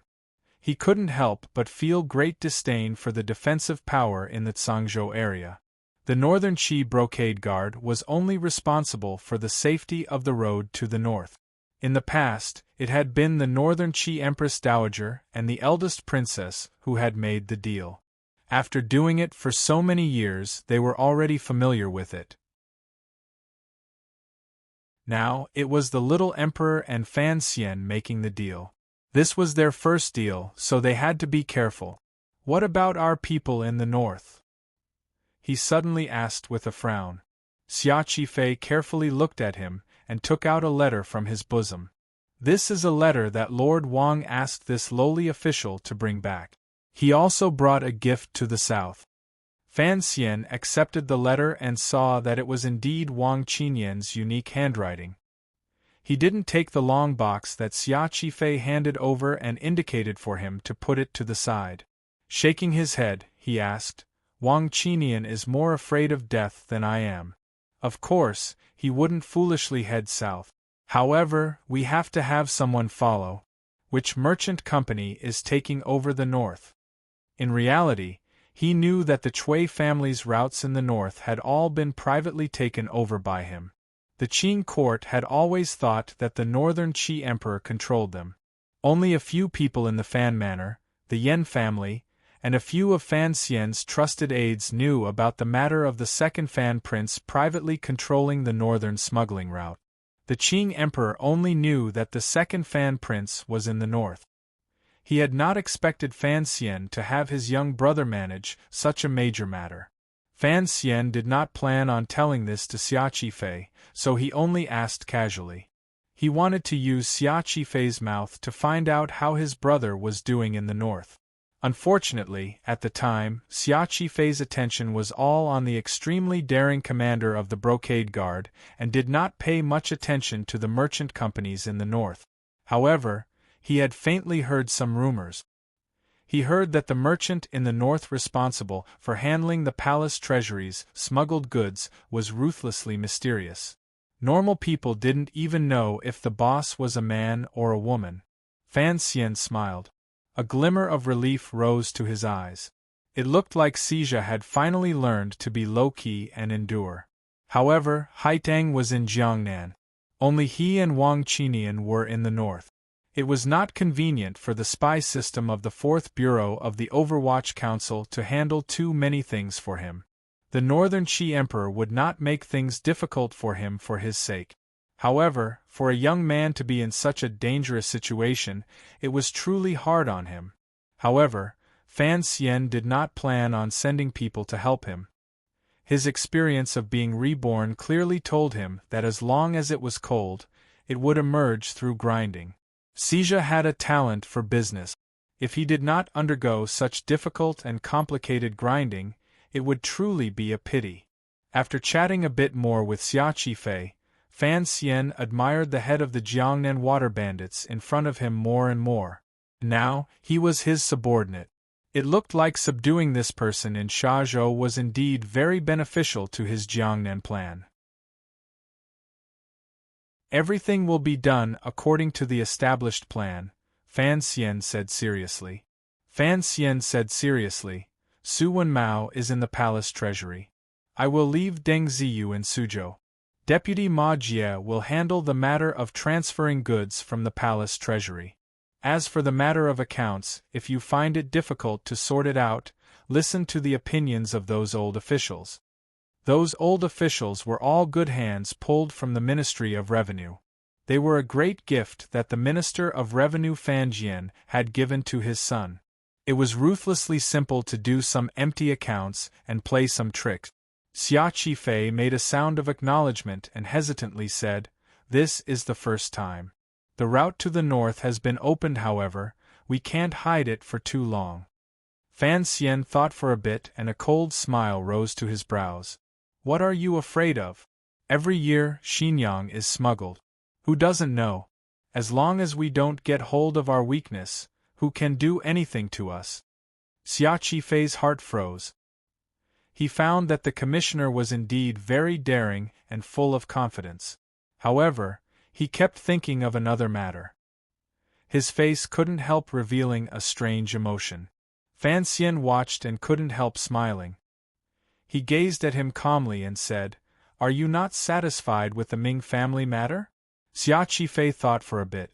The bits and pieces of this half a year taught him that it was best not to hide anything in front of this young man. Gritting his teeth, he gathered his courage and said, "Qingqing is not satisfied." Fan Xian gazed at him with a not quite there smile. "The old Ming matriarch is already dead." Xia Qifei was silent. When the Ming garden was in chaos, he had been following orders to the north to deliver goods, so he had not participated in this matter. Along the way, he had received the news. He had also seen the scene of the Jiangnan people wearing mourning. He couldn't help smiling bitterly and saying, "Although she died, it was still a glorious death." Fan Xian quietly said, "Do you know how the old Ming matriarch died?" Xia Qifei raised his head in shock and gazed at Fan Xian, thinking, "Did you not help me force her to death?" Suddenly, his mind moved. He thought of how the hearts of the Jiangnan people were slightly chaotic and then calm, and how the Ming garden was unusually quiet after the funeral. He couldn't help but think of a terrifying possibility. "Ming Qingda?" he asked in disbelief. Fan Xian nodded his head coldly. "I won't hide this from you. It is a small matter for the emperor to take over the Ming family, but it is a difficult matter for him to take over the Ming family peacefully. The present situation is something I have plotted with great difficulty. Don't destroy it. Xia Qifei immediately understood everything. So, the commissioner and Ming Qingda had a secret agreement. He couldn't help but feel a mix of emotions in his heart. He also faintly felt fear. Would he become a useless abandoned pawn? Fan Xian's following words surprised him again. You are not satisfied. Actually, I am not satisfied either, Fan Xian smiled slightly and said.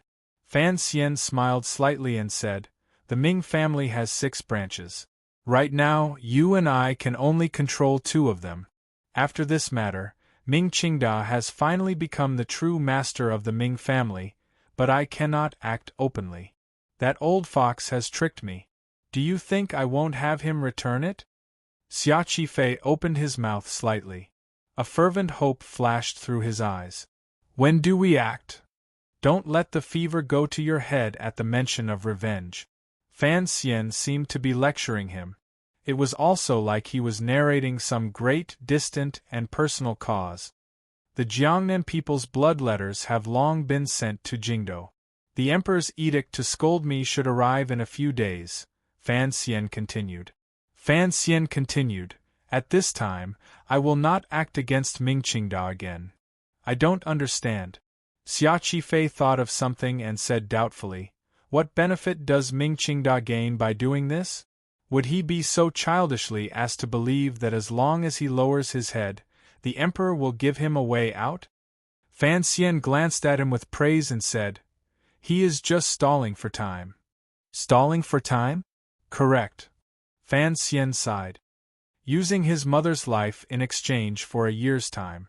That day, I once said that your big brother does things even more ruthlessly than I do. A year's time? Xia Qifei asked with confusion. What use can it have? Naturally, Fan Xian would not tell him about the seemingly calm but unusually dangerous situation in Jingdo. He only smiled coldly and said, your big brother is groveling and enduring, swaying from side to side, all because he wants to see clearly the situation in court a year from now. As for you and me, we will just watch for a year. After a year, the other side would probably be unable to resist acting, right? After a year, he would be able to kill some people. Don't rush. Fan Xian persuaded Xia Qifei and, at the same time, convinced himself. Your big brother is a clever person. In the end, he is swaying from side to side. He wants to not offend either side, so in the end, he will also die because of his cleverness. Because, in the end, he has no power. As Fan Xian said this, he suddenly thought of the 3 sentences Yi Luyun had said to him before his sword cut through half the building. Involuntarily, his heart chilled. Could it be that the great Grandmaster had seen further than him and had already seen some danger that he had not? After the imperial envoy was attacked in Baoyue brothel, the Jiangnan governor, Xueqing, was furious. He immediately made a powerful response. All of the Ming Garden's private soldiers were disarmed. Because of the old Ming matriarch's death, the enmity the Jiangnan people had toward Fan Xian had also lessened somewhat because of Fan Xian's injury. The human heart had always been such a strange thing. In short, the power of Ming Garden had once again been weakened. It had become a piece of dough in Fan Xian's hands, allowing him to knead it however he wanted. However, the present situation in Jingdo and the imperial edict that was about to arrive forced him to push back the cooking of the steamed buns. Even if Ming Qingda completely defected to me, I would not accept it. The corners of Fan Xian's lips twitched, and he said something that made Xia Qifei unusually happy. Fan Xian calmly said, I am a very vengeful person. Perhaps you don't care about the water bandits' brothers who were killed in front of the Jiangnan restaurant, but I remember that a number of the 6th Bureau swordsmen I sent to protect you died. Xia Qifei's sorrow appeared slightly. Fan Xian continued, Ming Qingda is a clever person. As he said earlier, he thought that in the face of enormous benefits, I could accept the deaths of these seemingly normal people with a smile. However, he was wrong. he quietly said. The Ming family asked people to kill my people, so I will kill their people. Although it was his mother who did it, the son pays the mother's debts. Isn't that very fair? Xia Qifei couldn't resist smiling and bowed respectfully. Sir is right, it is very fair. Fan Xian patted Xia Qifei's shoulder. Let's not talk about those uninteresting things for now. In this half a year, you should learn to manage the route to the north well. At the same time, maintain a good relationship with the Xiong family of Lingnan and the Sun family of Quanzhou. As for Yang Jimei, you can also associate with her in the future. You will have to manage such an enormous family property of the Ming family. You must maintain a good relationship with these giant merchants. Xia Qifei heard the meaning in the commissioner's words and couldn't help but be slightly shocked. He immediately said, "Thank you for fulfilling my wish." "It's still early," Fan Xian calmly said. Fan Xian calmly said, however, "I have already told Ming Qingda that you must appear at the annual festival in the 7th year of the Qing calendar." After Xia Qifei's great shock, a complicated joy welled up in his heart. Was he going to return to his ancestry? He had wandered the Jianghu for so many years. Finally, he could return to Ming Garden. Leaving Xia Qifei's manor, Fan Xian disapproved of Xia Qifei's last joy and the tears in his eyes. Was it really so important to return to his ancestry? After all, he was a person with 2 lives of experience. Although he knew how much importance the people of today placed on bloodlines, he still did not quite understand and even looked down on it.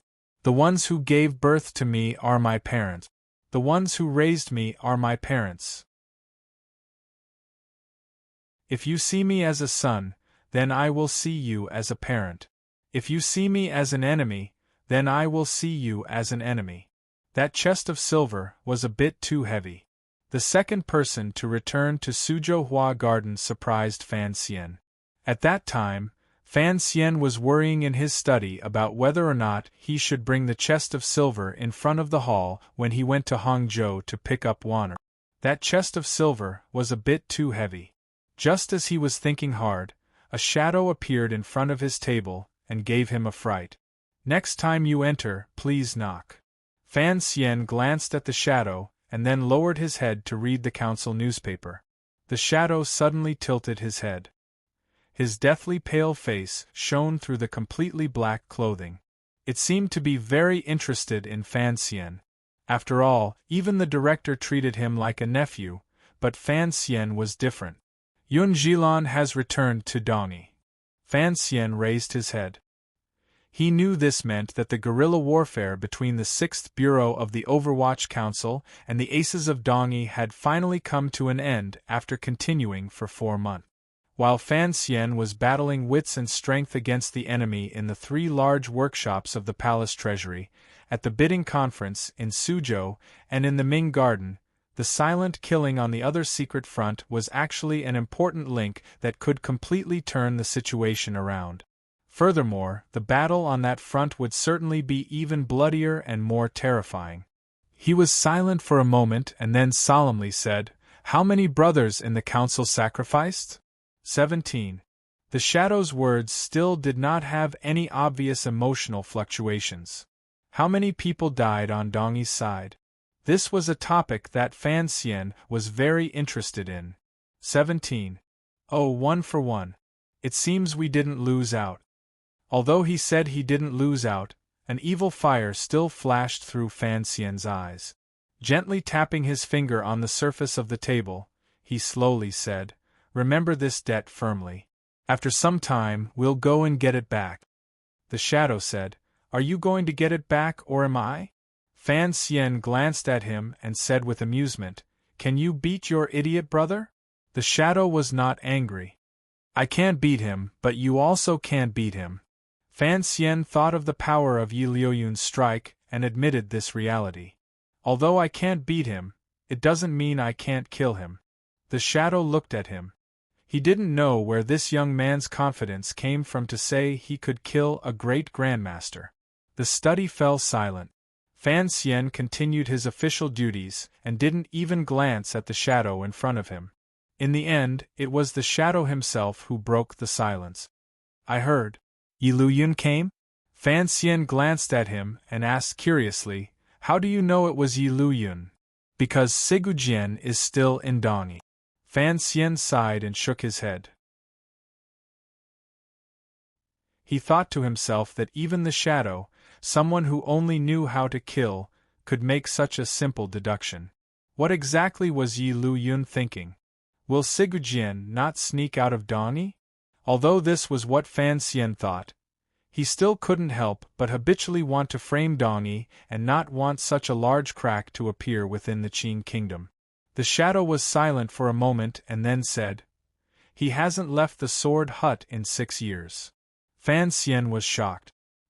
He knew the shadow's identity, so he trusted his judgment and source of information. If it was truly like this, then this matter was too strange. No wonder the Qin people had framed Sigujian countless times and Dongyi had never had any direct reaction. Fan Xian suddenly thought of a wonderful possibility. Say. He propped up his chin and asked energetically, is it possible that your idiot brother has already died? No. The shadow's words could only be met with a sigh from Fan Xian. As long as he doesn't go out, it's fine. Fan Xian immediately thought of another wonderful thing and smiled. As long as Sigujian doesn't go out, I'm not afraid someone will kill me. The shadow thought for a bit and silently accepted this reality. He then asked, I heard Yi Luyun came. This was the second time the shadow had said this. It was clear Fan Xian didn't want to discuss this problem. He hadn't expected the other party to be so persistent. He couldn't resist saying angrily, I also heard love has returned. Is it Yi Luyun? Did he come or not? Is that important? It is very important, the shadow said with a rare seriousness. The shadow used a rarely seen seriousness and said, my idol is Sir Wu.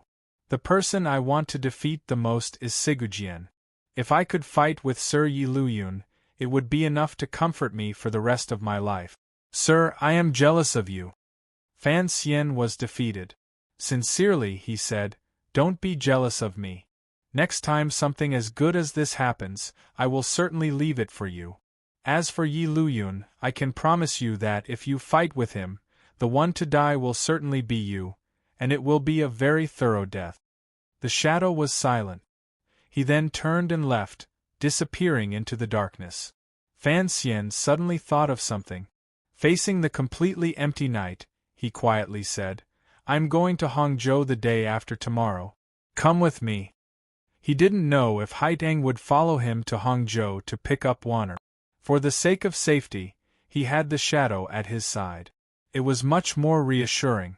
After that night, Fan Xian and Haitang resumed their usual interactions. However, occasionally, when their gazes met, there would be something more unclear and unclear. Strangely, Haitang was as lazy as ever and quiet as ever. It was Fan Xian who became awkward. Occasionally, a smiling expression would appear in Haitang's eyes, which made Fan Xian very angry. However, this reality also made Fan Xian understand that even if he used underhanded methods to get the news out, he might not be able to tie such a unique woman to his side for a lifetime. Fan Xian had once encouraged Ruoro to travel around, much less someone like Duoduo. However, Fan Xian was just as selfish as he had always admitted. There were very few young men in this world who dared to marry Haitang Duoduo. After he made such a big scandal, who would dare to marry her? Never marrying was fine as long as she didn't marry someone else. An evil smile flashed through his eyes. He tore open the letter Wang Qinian had sent back and hurriedly scanned it. He couldn't resist smiling again. It looked like Lao Wang was not having a good time in northern Qi. The burden on his back was too heavy. It was not as comfortable as being by his side. This letter was asking about the date of his return. Fan Xian understood his emotions. Being in a foreign country, one would indeed feel lonely. Furthermore, once things went wrong, regardless of whether it was the Overwatch Council or the court, they could all abandon him. This feeling of being an abandoned child was not good. As he thought about it, he suddenly sighed. Tonight, he had first met Xia Qifei, then the Shadow, and even Wang Qinian, who was far away in the north. They were all capable subordinates of his. As for the first two brothers, they both carried a blood feud with them. They were the youngest members of their large clans, drifting about the world, unable to return to their homes. In fact, wasn't his own life experience the same? The gathering of abandoned children would, in the end, become exciting. On the first day of the month, I seriously canvassed for monthly vote. Last month 4th place and 3,000 yuan in prize money, all thanks to everyone's vote. I express my sincere thanks. This month, I still have to seriously canvass for monthly vote. However, at the end of December, I told everyone that during this year's spring festival, my whole family will be returning to our hometown for the new year. I haven't been back in 10 years. Not to mention the many matters and the lack of time, the important thing is that our hometown is a small mountain village. There really is no place to write. I also don't have the habit of storing up manuscripts. Everyone knows this, so I'm also thinking about how to deal with it. In any case, I have to ask for leave in advance. This month's updates will certainly not be sufficient. As for monthly votes, if everyone is willing to vote for me, please do so. As for the book review, I have a few words to say. First, don't be rude in the discussion. Don't use foul language. I'll have to trouble everyone to maintain that. Second, regardless of whether you're male or female, if you want to scold Fan Xian, please do so, because I'm writing about a selfish boy. But please don't scold me, I'm very weak. Haha, the important thing is, everyone is an adult. You should understand the relationship between the characters in the book and the author. Third, thank you everyone. Please have some tea. To be continued. If you want to know what happens next, please log on to www.cmfu.com. There are more chapters. Support the author, support the original reading.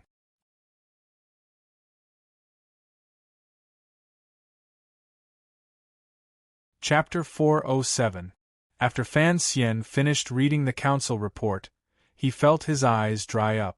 He couldn't resist cursing a few times in his heart. When he was young, his name and courtesy name had been arranged by those people. His surname was Fan, his first name was Xian, and his courtesy name was Nji. Now that he thought about it, this name was naturally given to him by the emperor in the palace. However, ever since he entered Jingdo, or more accurately, since last year's spring examination, when had he ever had a day of leisure? Occasionally, he would ask himself. Using the knowledge and experience of 2 lives to judge, Fan Xian had to come to a conclusion that did not make him happy. The emperor in the palace had treated him well. Although he knew that the emperor had given him so much power, a large part of it was because the emperor needed someone like him to exist to balance the situation in court, and he had indeed demonstrated this ability. The royal family was heartless. For the emperor to be where he was today, on one hand, it had to be said that it was his mother's grace. On the other hand, it showed that the emperor did indeed have some father-son affection for him. At least, he was not like Han Wu, who was still alive and living better and better. Of course, Fan Xian would not revel in this father-son affection. He was strangely clear-headed and calm. Thus, he was still a bit angry at the emperor for throwing him to Jiangnan and giving him so much work and such troublesome things. He was not a donkey, although Haiteng seemed to like ordering Xia around like a donkey. He rubbed his eyes and took out the rectangular box beside him. Curiously, he tore open the seal on the outside. This was a gift Wang Qinian had carefully asked Xia Qifei to bring back. The letter said it was for him, but it did not say what it was. The box slowly opened, revealing the true appearance of the item inside. Fan Xian narrowed his eyes. It was a sword that did not look extraordinary, but emanated an ancient aura. He took out the long sword. His right hand gripped the hilt steadily and slowly pulled. Without a sound, the edge of the sword left its sheath. Like the layer of snow on Song Mountain, like the smear of jade in North Lake, like a wisp of wind in Jiangnan, the clear and bright sword light rippled in the study. It was incomparably gentle, but there was a bone-piercing coldness in the gentleness. Fan Xian's expression changed slightly. He could see the value and sharpness of this sword. What particularly moved him was that the killing intent in this gentleness was quite similar to his own strange personality. He flipped his wrist and casually waved it twice. He felt that the weight of the sword was very suitable. The blade of the sword pierced through the air silently and brushed the candle 3 times, but the candle did not move at all. In the past, the weapons Fan Xian was used to using were nothing more than a hidden crossbow and the slender pure black dagger in his boot. Although he was very efficient when killing people, in the end, he did not have a weapon that suited him, particularly if he was fighting a true ace head-on. Because he had been stabbed by the shadow, Fan Xian had learned Sigu Sword's secret very effectively. These days, he had focused on practicing and could be considered to have made some progress. That night, he had killed Yuan Jingmeng, which was already proof of this. With Sigu Sword in his heart, Fan Xian increasingly wanted to wear a good sword. When he killed Yuan Meng, he had borrowed a flexible sword from Haitang. I can't live off a woman, and I'm embarrassed to keep borrowing her flexible sword. Fan Xian lightly flicked the edge of the sword and listened to a slight buzzing sound. He couldn't help but nod his head in approval, thinking that Lao Wang's flattery was truly appropriate. He picked up the piece of paper in the box and looked at it. On it was written Wang Qinyan's skillful flattery. First, he regretted that he shouldn't have peeked at Sir Fan's letter last year. Finally, he talked about the origin of this sword. So, this sword was the sword of the last emperor of the Wei Kingdom. Back then, the Wei Kingdom had been broken up by the Qin Kingdom. The Zhan family had taken advantage of the situation to rise, but the treasures in the royal palace had long been stolen and sold by the eunuchs. This sword had since then also wandered among the people, never to be seen again. It was only after 20 years that traces of it finally appeared. After Wang Qinian learned of it, he spent a large sum of money to buy it. He then carefully made some external changes before sending it to Jiangnan. So, it is this emperor's sword. Fan Xian looked at the sword and smiled, but he did not think much of it in his heart. If this sword truly had an imperial aura attached to it, the Northern Wei Emperor would not have died back then. However, he immediately furrowed his brows. Wang Qinian now knew that he was the emperor's illegitimate child. He had spent a large sum of money to buy the Wei Emperor's sword and had traveled thousands of li to give it to him. Was this purely flattery, or was he using this sword to hint at something? Fan Xian shook his head and sighed. He thought to himself, Wang Qinian was such an old man with a wife and daughter. How could he be so daring? He was probably thinking too much. He felt a bit uncomfortable in his heart. It looked like he was the same as the emperor. They were both suspicious people in their bones. Fan Xian blew out the candle and left the study to sleep peacefully. He couldn't resist muttering, Zorro. The room door closed, the moonlight was still, and the candle had broken into 4 pieces. One was frozen on the table, and the other 3 were rolling restlessly. 3 days later, the angels from Jingdou finally arrived in Suzhou. The angels were not those eunuchs with wings. They were eunuchs responsible for helping the emperor send messages. They could not fly, so they could only ride horses. Naturally, they were slower. Hua Garden was tidied up. The courtyard was swept, the incense table was set up, and the related matters were prepared. With Fan Xian in the lead, the 3rd prince as his deputy, everyone in the Qinian unit of the Overwatch Council, as well as the 6th Bureau Guards and Tiger Guards, dozens of people stood obediently in front of the front yard, waiting for the arrival of the imperial edict. As the Northern Qi Saint girl, it was not convenient for Haitang to be present. She had long left. However, Fan Xian and his group waited for a long time and still did not see anyone come. Fan Xian was a bit annoyed. He called for someone to bring over a grand wooden chair. He sat in the corridor and had Cici peel melon seeds beside him while he chatted idly with the third prince. Deng Ziyu's expression appeared awkward. He moved closer to his ear and said, "Sir, be careful. We have to wait." His gaze flickered to the side. Fan Xian knew what he wanted to say. The subordinates of the Overwatch Council did not matter. The third prince was now dead set on following him. However, his actions did indeed appear to be somewhat disrespectful of the emperor's authority. There were also 7 tiger guards beside him, as well as a few tiger guards responsible for the third prince's safety, who knew whether or not there were people the emperor had sent to monitor him. Fan Xian narrowed his eyes and didn't say anything. During the trip to northern Qi, as well as the trip to Jiangnan, Gouda and the others had actually followed him. The two sides had gotten along fairly well. At least, they had not dragged him down or done anything that made him uncomfortable. Thus, Fan Xian had purposely revealed his true side for them to see. In any case, these 7 people would probably be his personal bodyguards for the rest of his life. Then, he would use the endless small mistakes to have them get used to his future big mistakes. Sometimes, a person's heart could not be bought. It could only be seduced. It was like this between men and women. It was actually also like this between men. As for the tiger guards beside the third prince, fortunately, Fan Xian didn't have to wait too long. Following the sound of a cannon salute from outside, a few palace guards took the lead and escorted a eunuch into the garden.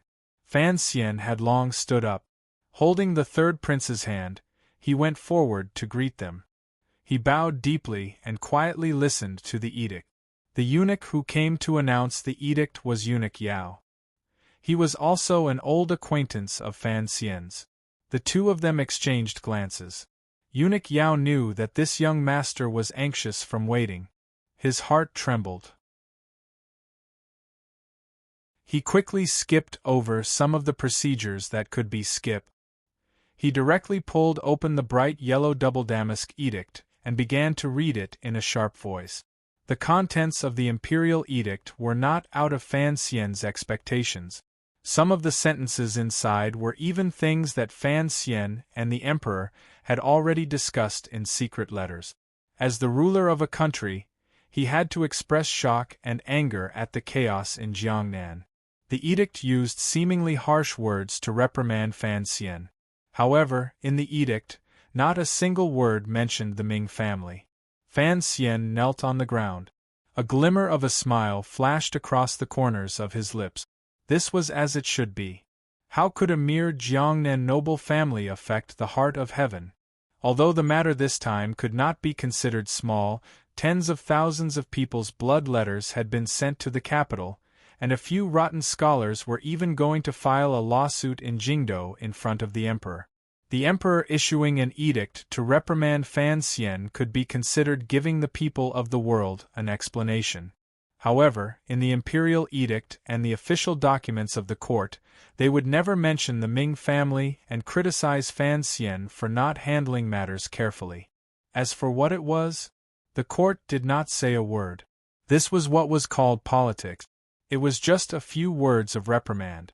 Of course, it also fined Fan Xian a year's salary. There was no other punishment. Eunuch Yao's sharp voice stopped. Fan Xian and the others rose to give their thanks. They also asked about the emperor's health and other boring matters. Only then did Fan Xian accept the imperial edict with both hands and hand it to the official beside him to put away. Fined salary again? Fan Xian couldn't resist muttering. My old father and I haven't had any income these years. Who's going to support the family? He and the third prince walked in first. Eunuch Yao, with his body hunched and a fawning smile, followed behind them with small quick step. Lao Yao, you have to return the silver to me. Otherwise, I can only eat porridge. Fan Xian smiled and scolded. Eunuch Yao put on a bashful face and hurried forward a few steps. Please spare me. Who doesn't know that you are the best at earning silver in the world? You've been in Jiangnan for less than half a year, and you've earned tens of millions of liang for the court. Why would you need my scraps of silver? As Eunuch Yao spoke, he silently and quickly glanced toward the third prince out of the corner of his eyes. Fan Xian's earlier joke could be said to be a big deal or a small one. In the past, the Fan family had indeed fed the eunuchs in the palace well. Of course, he knew that Fan Xian did not think much of his gains. However, this mischievous joke had been said in front of the third prince. Eunuch Yao knew that although the little prince was young, his heart was ruthless. He couldn't help but feel a bit afraid. Unexpectedly, he saw from the corner of his eye that the third prince's expression was calm, as if he hadn't heard it. He then thought that since Fan Xian dared to say such things in front of the third prince, then he must have a sense of propriety. Eunuch Yao's heart trembled. He knew that the things the palace guessed might not be wrong. The third prince and Sir Fan Jr. were indeed like that. I don't have the guts to touch the silver earned for the court. Are you, perhaps, advising me to be corrupt? The three of them had already entered the central hall. Fan Xian and the third prince sat on either side of the main seat. Eunuch Yao stood to the side. Hearing these words, he forced a smile and said, "Sir Fan Jr., please don't make fun of me." Fan Xian smiled and waved his hand to indicate for him to sit. Eunuch Yao quickly sat down. This long journey had indeed made him very tired. "I thought you would come earlier. You made me wait for a while," Fan Xian said as he ate sunflower seeds. The third prince was also imitating Fan Xian's manner of eating sunflower seed. Eunuch Yao looked closely and suddenly felt that his eyes were a bit blurry. These brothers in the upper seats were indeed too similar. It was just that one was a size bigger and one was a size smaller. He quickly smiled apologetically and explained, "I indeed arrived at the courier station outside the city yesterday. However, I had to follow the rules and could only enter the city today. There are 2 copies of the imperial edict. I went to the governor's manor first, so I came late. Please don't blame my legs for not being nimble." He carefully watched Fan Xian's expression and found that this young noble, who was so popular in court it was almost purple, did not show any signs of true anger. Only then did he let out a breath. In reality, with the identity of an imperial edict eunuch, he was like the emperor's mouthpiece. He was incomparably arrogant when he walked through the 7 roads and provinces. Even earlier in Xueqing's manor, the Jiangnan governor Xueqing had been very courteous toward this eunuch Yao of the palace. However, he could be arrogant anywhere. Only in Hua Garden did eunuch Yao not dare to be arrogant. Putting aside the fact that Fan Xian was some imperial envoy, just the identity of these 2 princes, and Fan Xian's overwhelming power was enough to make eunuch Yao incomparably well behaved. "Of course, I know you have to go to Governor Xue first," Fan Xian said without good humor. "Do you think I don't even know this little rule?" He shook his head and said, "What did the emperor say to the governor?" Eunuch Yao thought for a bit and said awkwardly, "Actually, it was pretty much the same as the edict he gave you." Xueqing was also fined a year of salary? Fan Xian raised his head and asked with interest. However, the tone of his question seemed to be a bit of schadenfreude. Eunuch Yao chuckled sinisterly and raised 3 fingers. "Fined for 3 years. Now I feel more balanced mentally." Fan Xian smiled and threw away the sunflower seed shells. "I said the emperor was wise and benevolent. He would not let a pitiful person like me take all the blame." Eunuch Yao smiled bitterly and thought to himself, "What are you saying? How am I supposed to respond?" Fortunately, Fan Xian immediately changed the topic and asked, "Why did they find an old man like you to come on such a long and arduous journey? Are there no young and capable eunuchs in the palace?" At the time, Lao Dai was training a few. As you know, after that incident, although he was recently transferred back from that pitiful place, this matter was delayed. This time, the imperial edict coming to Jiangnan was important, so I had to make a trip. Eunuch Yao sighed. Is Lao Dai doing well? Fan Xian asked. Eunuch Yao smiled. Thanks to your great fortune, these old brothers in the palace are doing pretty well. The Qing kingdom's palace was not the same as in history. Since the founding of the country, it had been very guarded against eunuchs. Particularly after the previous emperor ascended the throne 20 years ago, he strictly prevented eunuchs from interfering in national affairs. The palace was very strict. It was difficult for eunuchs to wield power, so they were not divided into many factions. On the contrary, these eunuchs knew that it was difficult for them to live in society and were very united. Ever since Fan Xian entered the capital, he had paid great attention to building a good relationship with these seemingly unremarkable eunuchs. When he was purging the first bureau, he had let Lao Dai's nephew go, which was the same as letting Lao Dai go. Furthermore, he had taken good care of them and never made excessive requests of these eunuchs. Most importantly, each time Fan Xian interacted with these eunuchs, he did not think of them as strange or evil people. He treated them as normal and did not purposely curry favor or humiliate them. He was not warm in front of them but sinister behind their back. It was this way of doing things that successfully made the eunuchs like this young commissioner very much. As long as they are doing well, Fan Xian couldn't help but shake his head. Qing Kingdom's eunuchs generally did not have too many bad records. These abnormal people were indeed a bit pitiful. He pretended to mention it carelessly.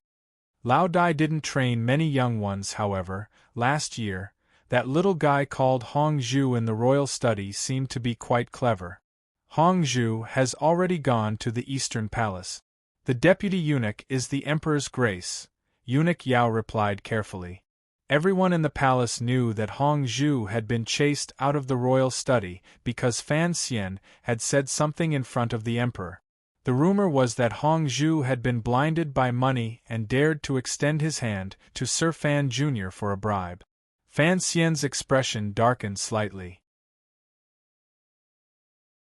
After thinking for a while, he sighed and said, "This is also good. This kind of overly clever person is never suitable to serve the emperor. He doesn't know when to advance or retreat, and he doesn't know when to stop." Too clever? This was clearly derogatory. Eunuch Yao thought to himself that the rumors were indeed true.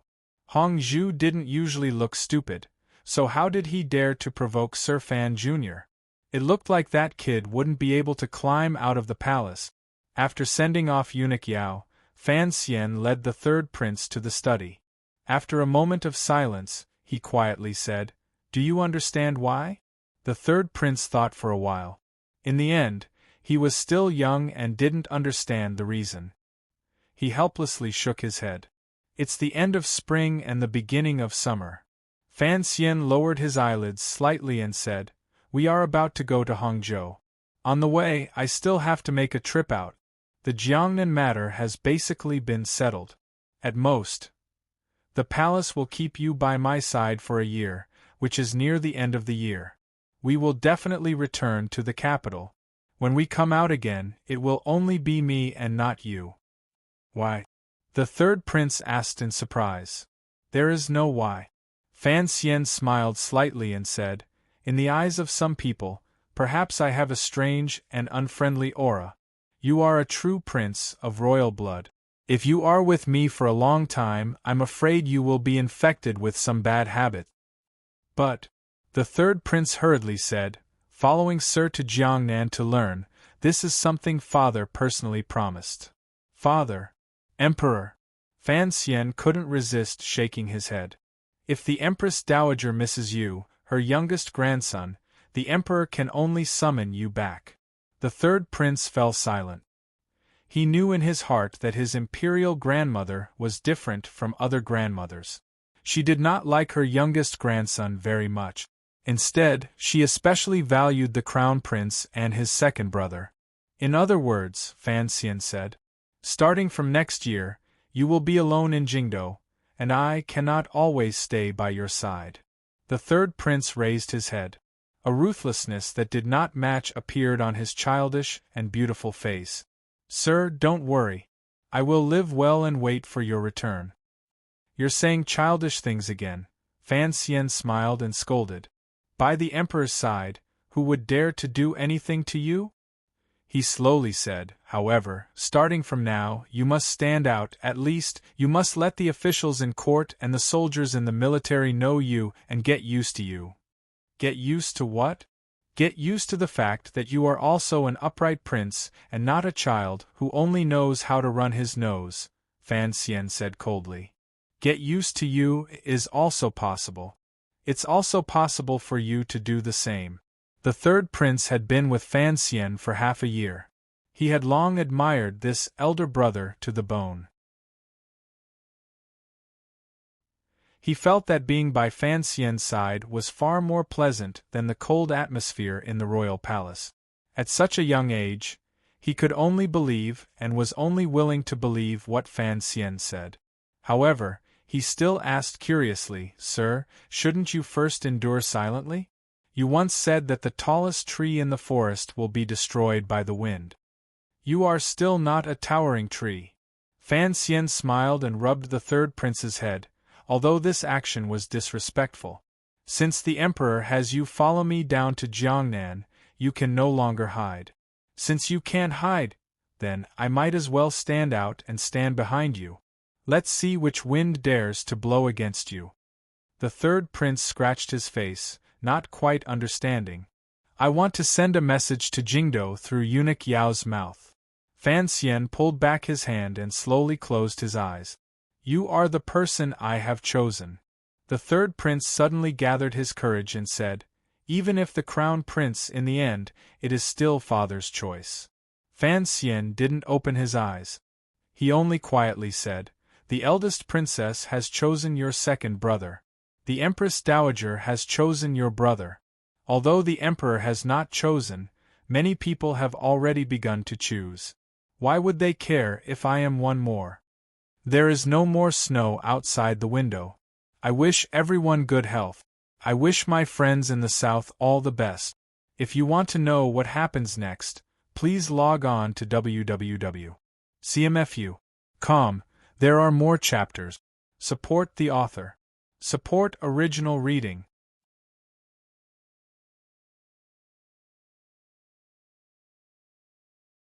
Chapter 408. The spring wind did not care about the wind and moon, nor did the summer wind. It was just the damp, clear, or stuffy air that carried on endlessly rubbing itself. However, the people in the air would give rise to appropriate emotions because of the rubbing of heaven and earth. So what if it's clear? Do you think the Qing Emperor will believe your statement? Haitang was wearing a light green robe with 2 large pockets sewn on it. Her hands were in the pockets as usual. She looked at Fan Xian and spoke with a smile. Fan Xian tilted his head slightly. He knew what she meant. He wanted eunuch Yao to send the scene in Jiangnan back to Jingdo and let everyone in court know that he had chosen the third prince.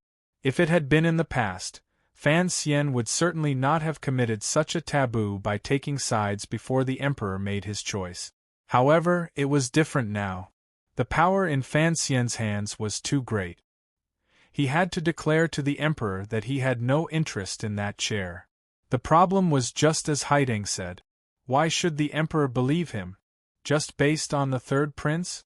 After the Emperor passed away, if Fan Xian supported the third prince to take the throne, given the power in his hands and the background behind him, he could, at any time, make the third prince a mere figurehead, regent or something like that. The Emperor is healthy and in the prime of his life. Fan Xian lowered his head and quietly said.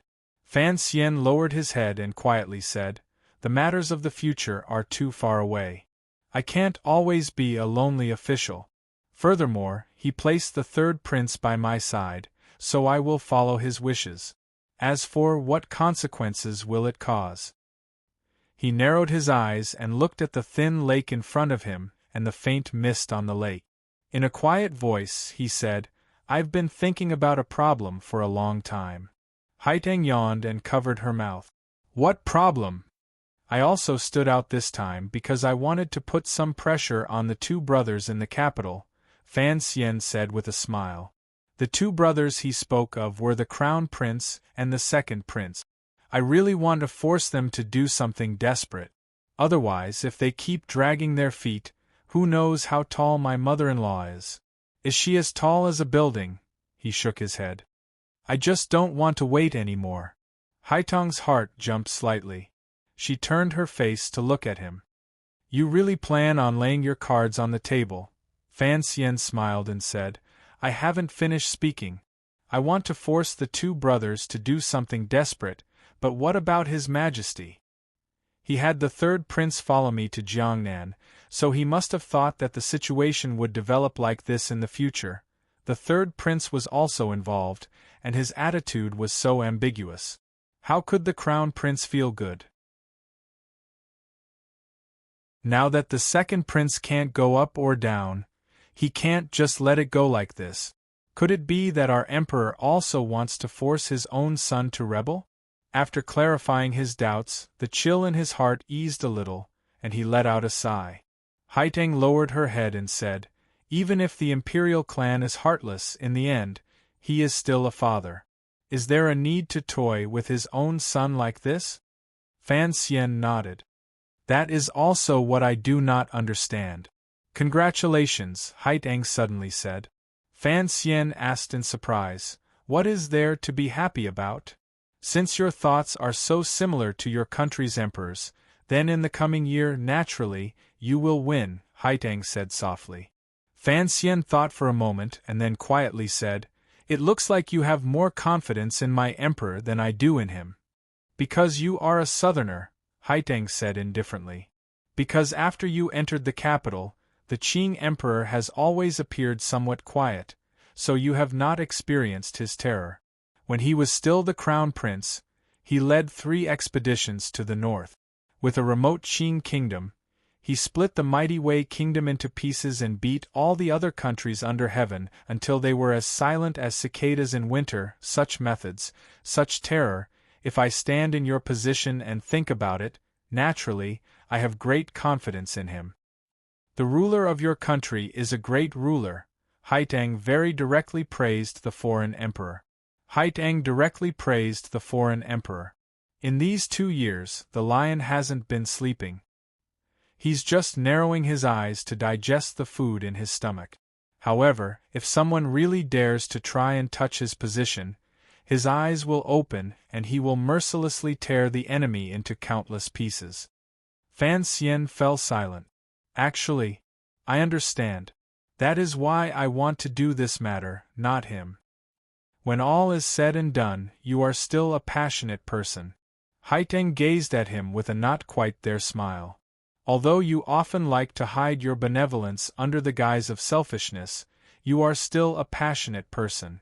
If the Qing emperor finally acts in a rage, blood will flow like rivers. You do not want to see this situation, so you want to do it yourself, to suppress the destructive power of this matter to the minimum.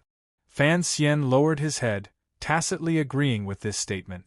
No matter how much hatred he had with the eldest princess of Xinjiang, the crown prince, and the second prince, the eldest princess was, after all, Wan Er's birth mother.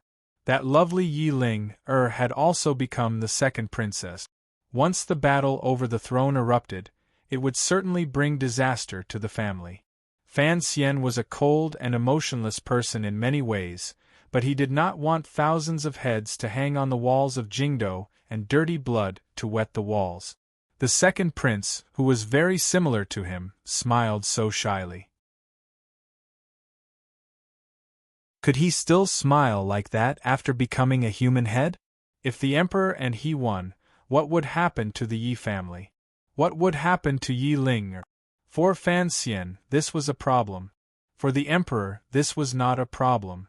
Thus, Fan Xian strongly hoped to be able to take the initiative in solving this problem, but Haiteng quietly said, You should also understand that you alone cannot solve this problem. Your enemies still have many powers that are beyond what you can handle.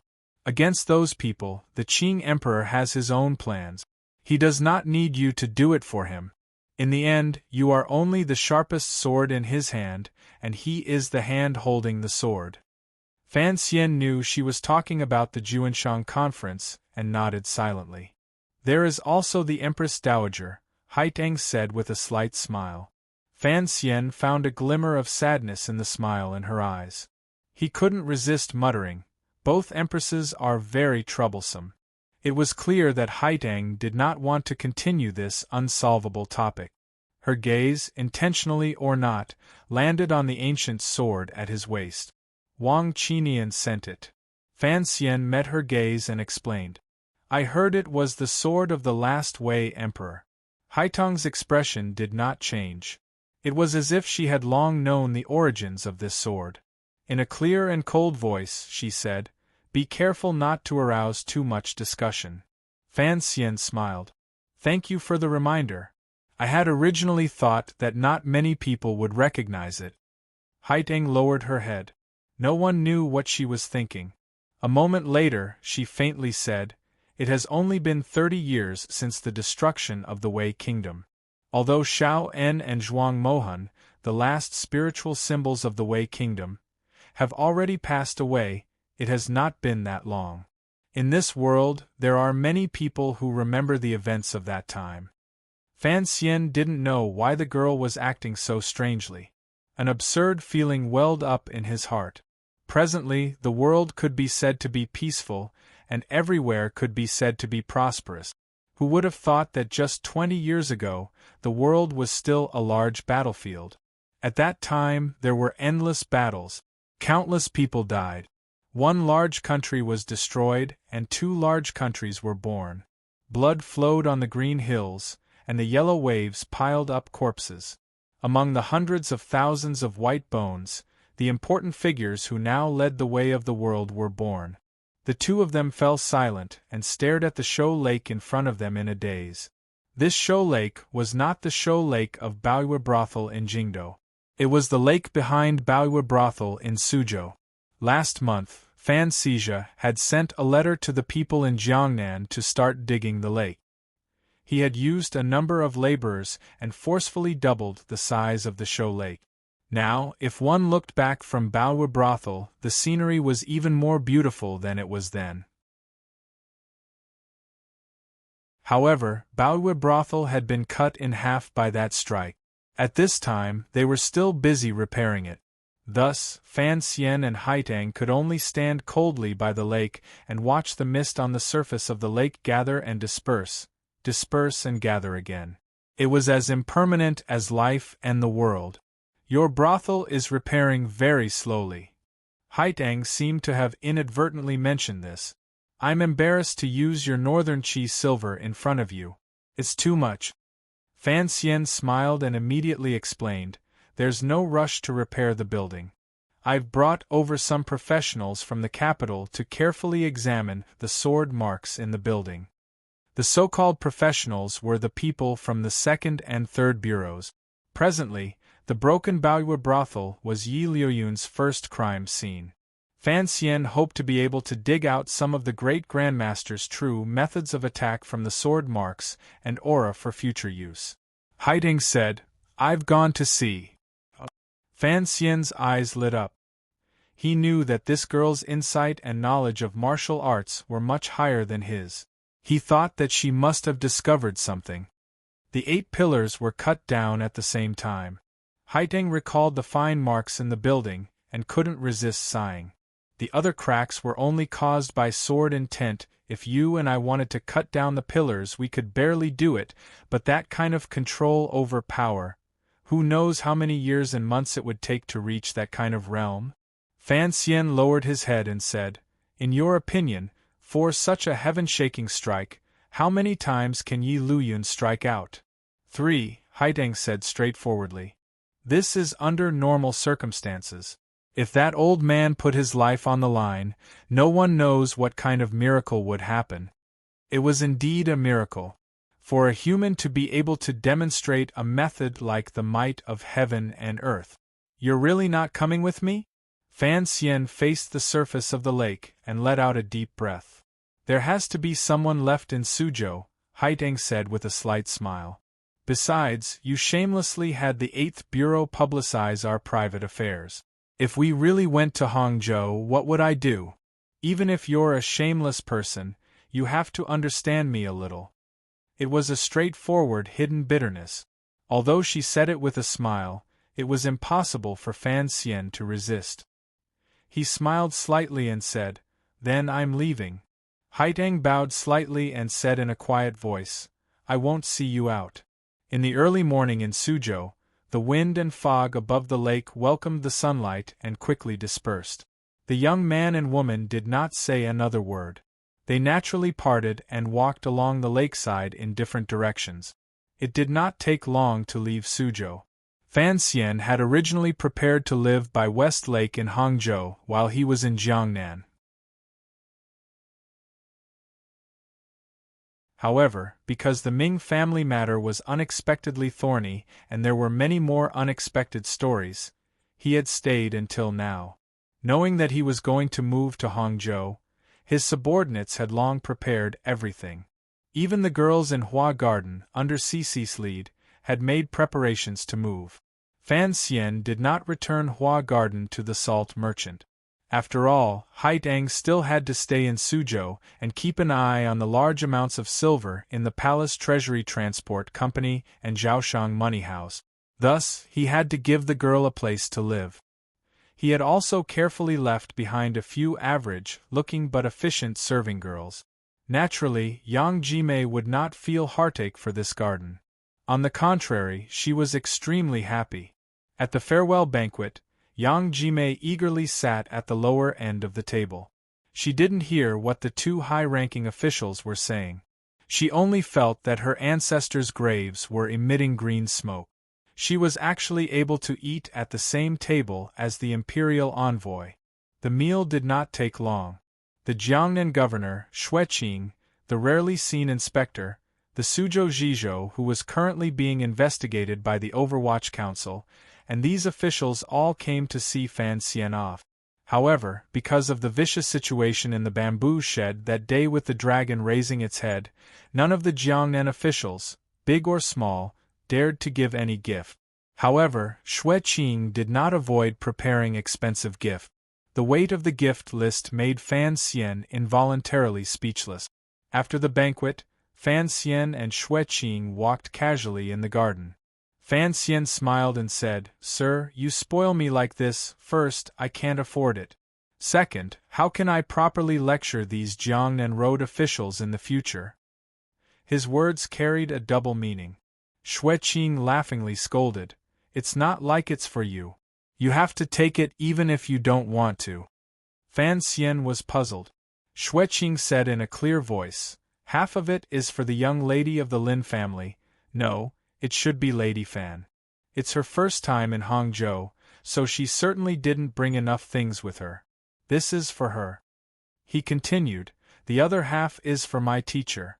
I have been busy with official business in Suzhou and have been unable to go personally to express my filial piety. I hope Sir Fan Jr. will help me bring this gift." Fan Xian smiled.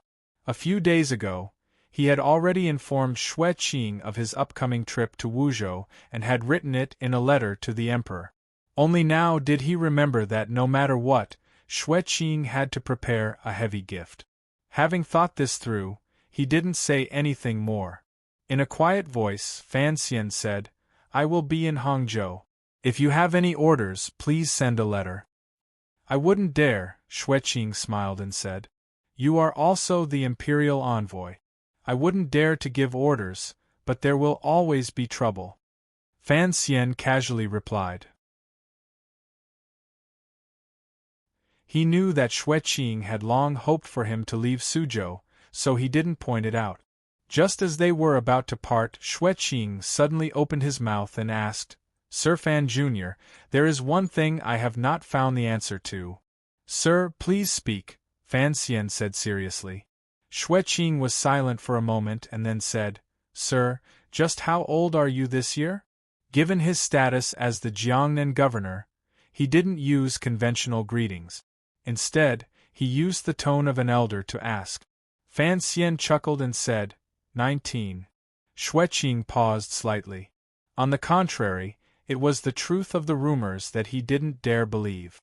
He couldn't resist shaking his head and smiling bitterly. Indeed, heroes come from the youth.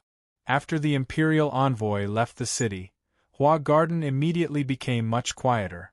Suzhou, which had long been under the powerful pressure of the Overwatch Council and Fan Xian, seemed to come alive in a day. After confirming that the black carriages from the Fan Manor had left the city gates, the people of Suzhou began to spread the news. Hot tears filled their eyes. The treacherous official had finally left. Some people even began to set off firecrackers. That night, the officials of Jiangnan Road, particularly the Suzhou government, also began to celebrate. They congratulated each other for not having been invited by the Overwatch Council to drink tea. As for the officials who had already fallen, no one gave them another glance. Although Suzhou and Hangzhou were not far apart, it was impossible for Fan Xian to hear the firecrackers of the Suzhou people sending off the plague. Later, although the secret agents of the Overwatch Council had reported it, he had only dismissed it with a laugh. The group of people stayed in the Peng family manor by West Lake in Hangzhou and returned to the time when they first arrived in Jiangnan. Fan Xian's but hadn't even touched the ground when he asked, "Where is the madam?" A subordinate reported, "There seems to be some obstruction. There's also Shazhou." Fan Xian was slightly startled. A wave of unease rose in his heart. After thinking for a moment, he didn't say anything more. Leading the 7 tiger guards, he rode toward Shazhou. Dusk arrived in Shazhou. Because Fan Xian was worried about Wanner, he gave up his usual carriage and rode directly. When he entered Shazhou, he felt as if his entire body was falling apart. The faces of the subordinates and tiger guards behind him were deathly pale. They had almost collapsed from exhaustion on this day's journey. A dozen fine horses broke through the silence of the night in Shazhou and came directly to a manor. This manor had once been Jiangnan Shui Han's branch in Shazhou. Now, it had long been taken over by the Overwatch Council. After some repairs, it had become Fan Xian's private residence in name. Fan Xian flipped off his horse. Ignoring the greetings of his subordinates at the door, he directly charged into the courtyard. Just as he was about to enter the stone steps into the inner residence, he saw a familiar person. It was the wife of the Ting family. Fan Xian furrowed his brows and asked, "What is it, young master?" A glimmer of joy flashed through the eyes of the wife of the Ting family. "Why are you here? The mistress is fine. She is just resting in the room." Fan Xian didn't believe her. Logically speaking, Wanner should have arrived in Hangzhou today. She had probably been delayed because something had happened to her body. He hurriedly pushed open the door and entered. Like a gust of wind, he swept to the side of the bed. With a flip of his hand, the wind pushed the door shut tightly. He gazed at the girl lying on the bed and the threat of exhaustion on that familiar and beautiful face. He couldn't resist feeling heartache and said, "Your body isn't good, so walk slower." Lin Wanner gazed at him with a smile and said, "Walk slower, so you'll have more time to be happy?" Fan Xian smiled and said, "Where did you get all these witty words from?" As he spoke, his finger had already gently rested on his wife's jade-white wrist and began to feel her pulse.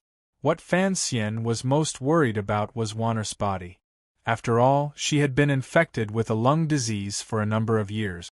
Although he had carefully taken care of her these 2 years and had the medicine teacher Fei Jia personally made, Wanner's body was still weak. He was afraid she wouldn't be able to stand the cold on the road. His finger gently rested on Wanner's wrist. Fan Xian's expression gradually became serious, particularly the feeling of his hand. It made his heart jump slightly. How had Wanner become so thin? "You stopped taking the medicine?" Feeling the abnormality of the pulse, Fan Xian pulled back his finger like he had been electrocuted. He gazed at his wife in shock. His eyes were filled with concern and confusion. Lin Wanner slowly pulled back her hand and gently coughed. She gazed at Fan Xian and spoke calmly with a glimmer of determination and joy. "Yes, I stopped taking the medicine. Before Ruoro left, she brought Master Ku He to the manor to sit for a while. Master Ku He said that Sir Fei's medicine was too powerful. If Wanner wanted to have children, she had to stop taking the medicine. To be continued. If you want to know what happened after, please log on to www.cmfu.com. More chapters. Support the author. Support original reading.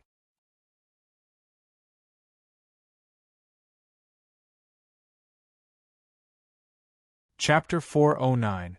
Hearing Wan Er's words, Fan Xian's face immediately darkened. He immediately remembered that his wife's body was not well. He quickly put on a warm smile and said, "What are you thinking about? Sir Fei is my teacher. He has seen me grow up. When we were married, that medicine was a good medicine that my teacher had painstakingly fished out of Donnie. How could he not understand the principle of being a tyrant? During this year, you've been taking that medicine. Your body is clearly getting better. You can't stop, you silly girl." Lin Wan'er smiled slightly. There was a glimmer of tiredness in her smile. In a quiet voice, she said, "Naturally, Sir Fei's medicine is good, but what Master Ku He said," without waiting for his wife to finish, Fan Xian had already said firmly, "Of course, Master Ku He is at the top of the world when it comes to fighting and discussing.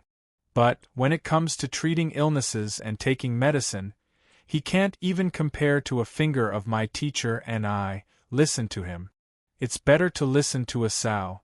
Although he was restraining himself, Wan still heard the anger in the depths of his words. Gently pulling on his hand, she comfortingly said, "Don't be angry. Although I've stopped taking the medicine, the imperial doctor has come to see me. He said that my old illness has healed.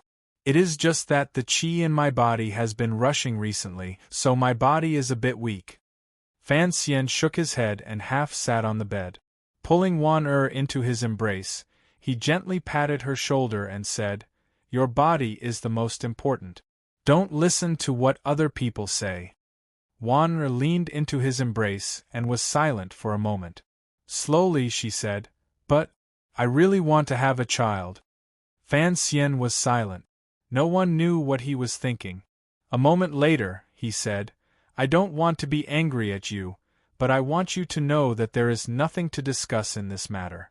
As long as your body is good, what does it matter if you have a child or not? In the present world, not having an heir was considered a great sin. Wan and Fan Xian had been married for a year and a half, yet there was still no movement in her stomach. This girl always remembered this matter and felt very sad. Hearing Fan Xian's powerful and resonant words at this moment, she couldn't help but be startled for a moment. Wan emotions were very complicated. She seemed to be happy, but there was also a faint sadness mixed with a bit of embarrassment. Fan Xian looked at his wife's sad expression in his arms and couldn't help but sigh. He stretched out his finger and gently rubbed between her brows. In a quiet voice, he said, "In this world, there are many idiots who think that not being able to have children is a woman's problem. Actually, let me tell you, whether or not you can have children is a matter between husband and wife. I think it is very likely that I have some kind of disease. What does that have to do with you?" This was a joke meant to comfort Wanner, but Wanner was dumbfounded. She thought that her husband was really thick-skinned, to be able to say that word. She had no idea what he was talking about, but she vaguely understood that he was trying to put the blame on her. She couldn't help but roll her eyes. "What nonsense are you talking about? What does it have to do with a man whether or not I can have children?" Fan Xian laughed and said, "Who said it doesn't matter? Why don't you try asking old Yao and old Dai in the palace to give birth to 2 children? Lin Wanner was startled again. Fan Xian continued to smile and said, "Even the incomparably profound eunuch Hong wouldn't be able to have a child if you asked him to. So, having children is a matter between a man and a woman." Lin Wanner immediately came back to her senses. A blush appeared on her cheek. She spat and said, The more you talk, the more ridiculous it is. Fan Xian stopped laughing and said seriously, "Then let's talk about serious things. You have to insist on taking the medicine." Lin Wanna listened and made a sound of acknowledgement, but her eyes flashed. Fan Xian lowered his head to look and couldn't help but sigh in his heart. He knew he would not be able to convince her. Wanner, this girl, was usually a simple and cheerful person. Inside, she was exceptionally intelligent. However, when it came to important matters that involved her and Fan Xian, she was particularly stubborn. The scientific reasoning that Fan Xian spoke of was probably something that even someone as unconventional as Haitang would not believe. Naturally, Wanner was the same. "Why must we have children?" Fan Xian tenderly held his wife and quietly said, "Look at your childhood life in the palace. Think of how I was exiled to Danzhou as a child. You will know that after we have children, we still have to raise them. If we can't raise them well, we might as well not have had them in the beginning." Lin Wanner lowered her head and pressed her lips together. Very calmly and confidently, she objected, "We are not them. We can raise children well." Fan Xian felt a glimmer of helplessness. "But if it really can't be born because of me, then it's better not to have children. It's not as important as your body." Although Lin Wanner felt warm, she still stubbornly shook her head. "I just want a child." Fan Xian felt a headache coming on and said, "Always so stubborn." Lin Wanner raised her head to look at him. Her long eyelashes gently blinked. "I want to have a child with you this year. You've been either in northern Qi or Jiangnan. I've been very lonely." Although it was only a part of the reason, it still made Fan Xian feel a deep sense of guilt. He didn't know what to say. The two of them hugged each other quietly. Perhaps it was because she was aroused by the body heat. Wanner began to cough gently again. She didn't want Fan Xian to worry, so she forcefully suppressed it. Her little face was bright red and appeared very pitiful. Fan Xian's heart ached. He gently rubbed her chest and comfortingly said, "Don't think so much. After we get to Hangzhou, I'll help you take good care of yourself. As for Sir Fei's medicine, I'll analyze it in detail. No matter what, you can't stop." Lin Wanner raised her head and gazed at him pitifully like a kitten. Fan Xian's face darkened and pretended to be fierce. "This matter is not up for discussion." Lin Wanner pouted her full lips and rubbed her head against his chest unwillingly. Fan Xian sighed and began to massage her to relax her mind. His fingers moved around and sent in threads of pure Tianyi Daozhenqi. Wanner felt her body warm up and her mind gradually become clear. After a long and arduous journey, the exhaustion in her body grew stronger. Just like that, she peacefully leaned against his body and fell asleep. Fan Xian walked out of the bedroom and stretched, relaxing his stiff limbs. The wife of the Ting family came up to greet him and told him what had happened along the way. As Fan Xian listened, he nodded his head. It looked like after leaving Jingdou, and not under his father's watch, Wanner had stopped taking the medicine. This action could be said to be brave, but it could also be said to be reckless. However, Fan Xian could not feel any anger. Although, in the depths of his heart, he still thought that Wanner should love herself the most. In the end, it was for the matter of the child. How could he bear to make Wanner sad? He ordered the wife of the Ting family to prepare the commonly used medicine. The wife of the Ting family said awkwardly, "If the mistress doesn't want to take it, what should we do?" Fan Xian lowered his head and thought for a moment. "When it's ready, tell me. I'll go feed her." Joy surged onto the wife of the Ting family's face. She praised the heavens a few times and happily left. Arriving at the front hall, Deng Ziyu, who he had sent to the west of Shazhou to pick up Wanner, bowed and greeted him. He also told him what had happened along the way. Presently, the Jiangnan water bandits were well behaved. There was also the Jiangnan Navy stationed in Shazhou, so Wanner and her group went down the river without encountering any problems. Fan Xian nodded and sat in the chair. Suddenly, he sighed. A faint worry rose to his face. Deng Ziyu paused slightly. He thought to himself, even when his superior was facing the second prince in Jingdo or killing people in the night in Jiangnan, he had never revealed such a serious expression. What was going on? He guessed in his heart that the battle for the first wife in the Fan Manor had already begun. He couldn't help but lower his head in fear and keep quiet, not saying a word. Fan Xian had no idea what he was thinking in his heart. He was only thinking back to what Wanner had said earlier. Sir Fei's medicine really had such serious side effects. From Danzhou to Jingdo, before they were married, before he met Wanner in the Qin temple, Fan Xian knew that his wife had been infected with tuberculosis. In today's world, this illness was basically an incurable disease. However, when a young man and woman met, they always had incomparable courage to welcome the future disaster. At the time, he had only forcefully suppressed the faint fear. Fortunately, there was Sir Fei. On the night of the wedding, Sir Fei had hurried back from Dongyi with great difficulty and brought back the strange medicine that specialized in treating tuberculosis. The medicine was called ice smoke. This medicine took a full 4 years of Sir Fei's time. 4 years before the wedding, there were already rumors of a marriage between the Fan and Lin families in the palace. After using so much energy and time, the strange medicine was indeed effective. After the wedding, Wanner persisted in taking it.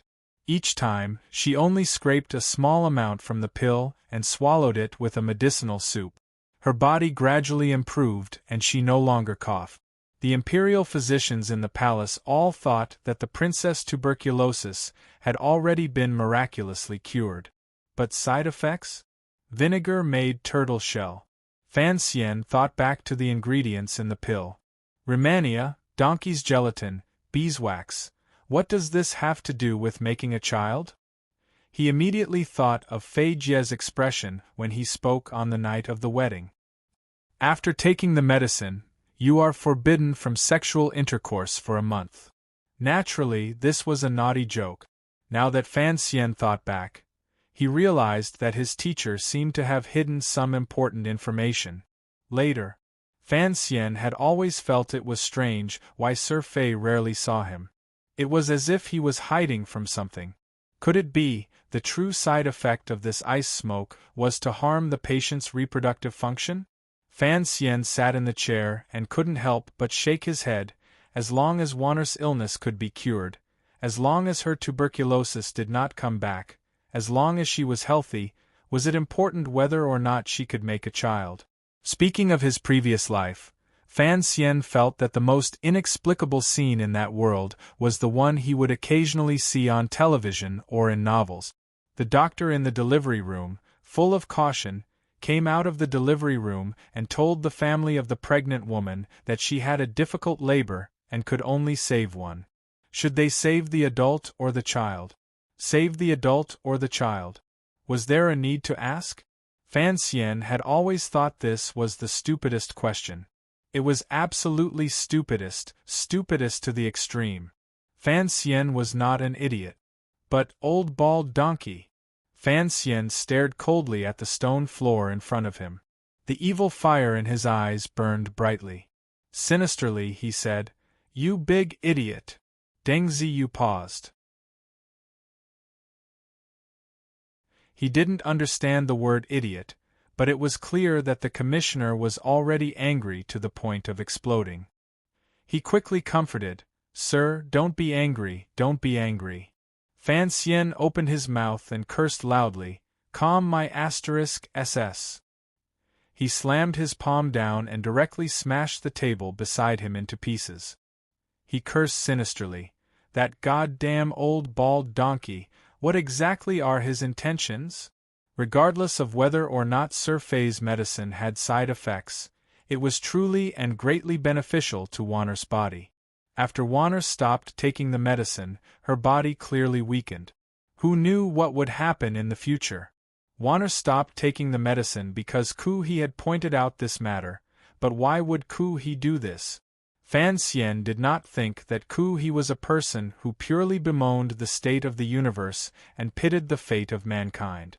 Whether or not his wife could have a child, he believed that he would not be so attentive. Thinking of how Wanner almost had a relapse of her old illness because of Ku He's words, Fan Xian's fingers began to tremble.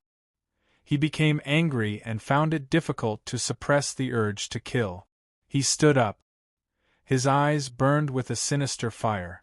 Staring at Deng Ziyu, he said, "Send an order to Su Wenmao and Xia Qifei. This year, all goods going north, lower their grade by 1. Deng Ziyu made a sound, thinking, what exactly had happened? Both sides of the trade with northern Qi had been very happy. Suddenly making a scene like this seemed to hurt the overall situation. He couldn't resist trying to persuade, "Sir, although I don't know what happened, lowering a grade is the same as northern Qi losing hundreds of thousands of liang of silver. This is too big of a matter." Fan Xian knew that Deng Ziyu was urging him not to harm the public discussion because of a personal grudge. He smiled coldly and said, "I am a person who returns grievances with grievances. Others want to make my family unhappy, so I will make their country unhappy.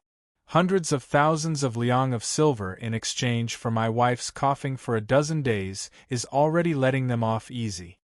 Deng Ziyu heard the coldness in Fan Xian's tone and didn't dare to say anything more. Carefully, he asked, "What exactly happened?" Fan Xian did not reply. "Sir, the bald donkey you speak of, what donkey is it?"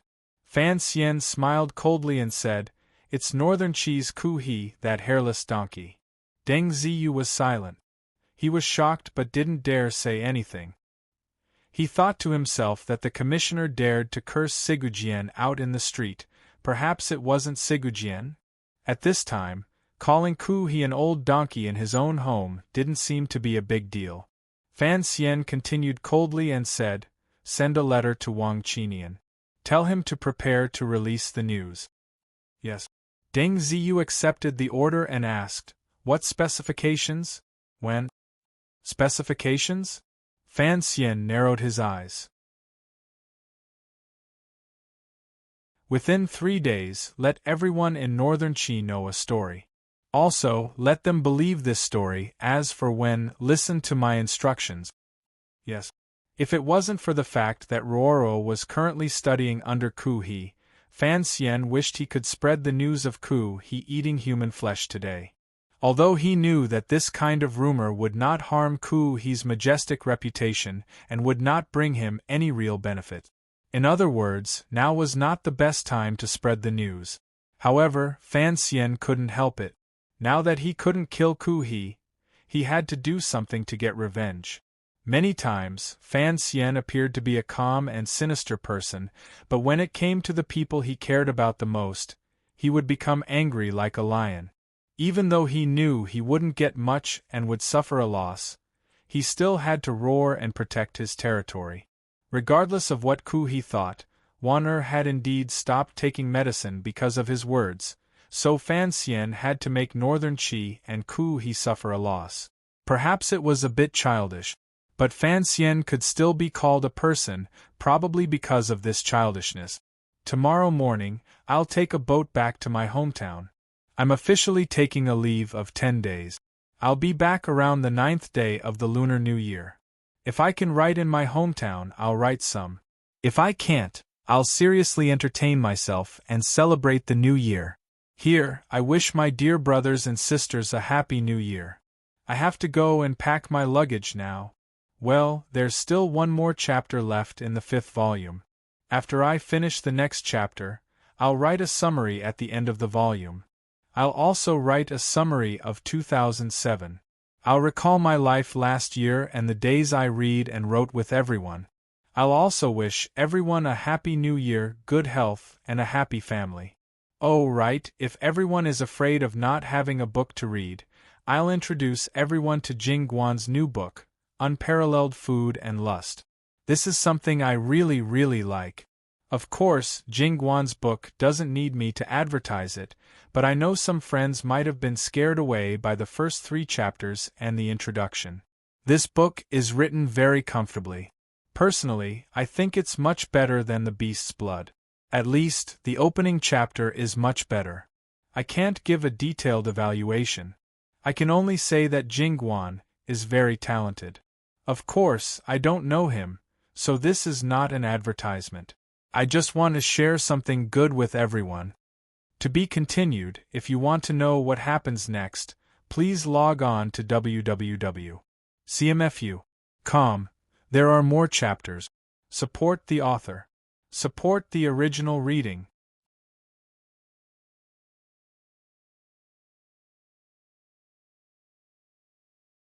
Chapter 410.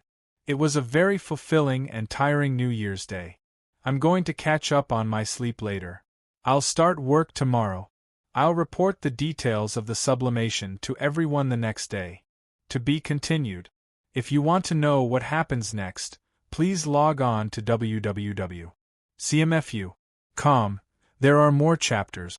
Support the author and support the original reading.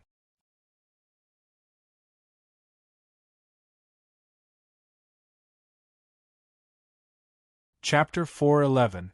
The big tree in the Shazhou side manor was unlucky.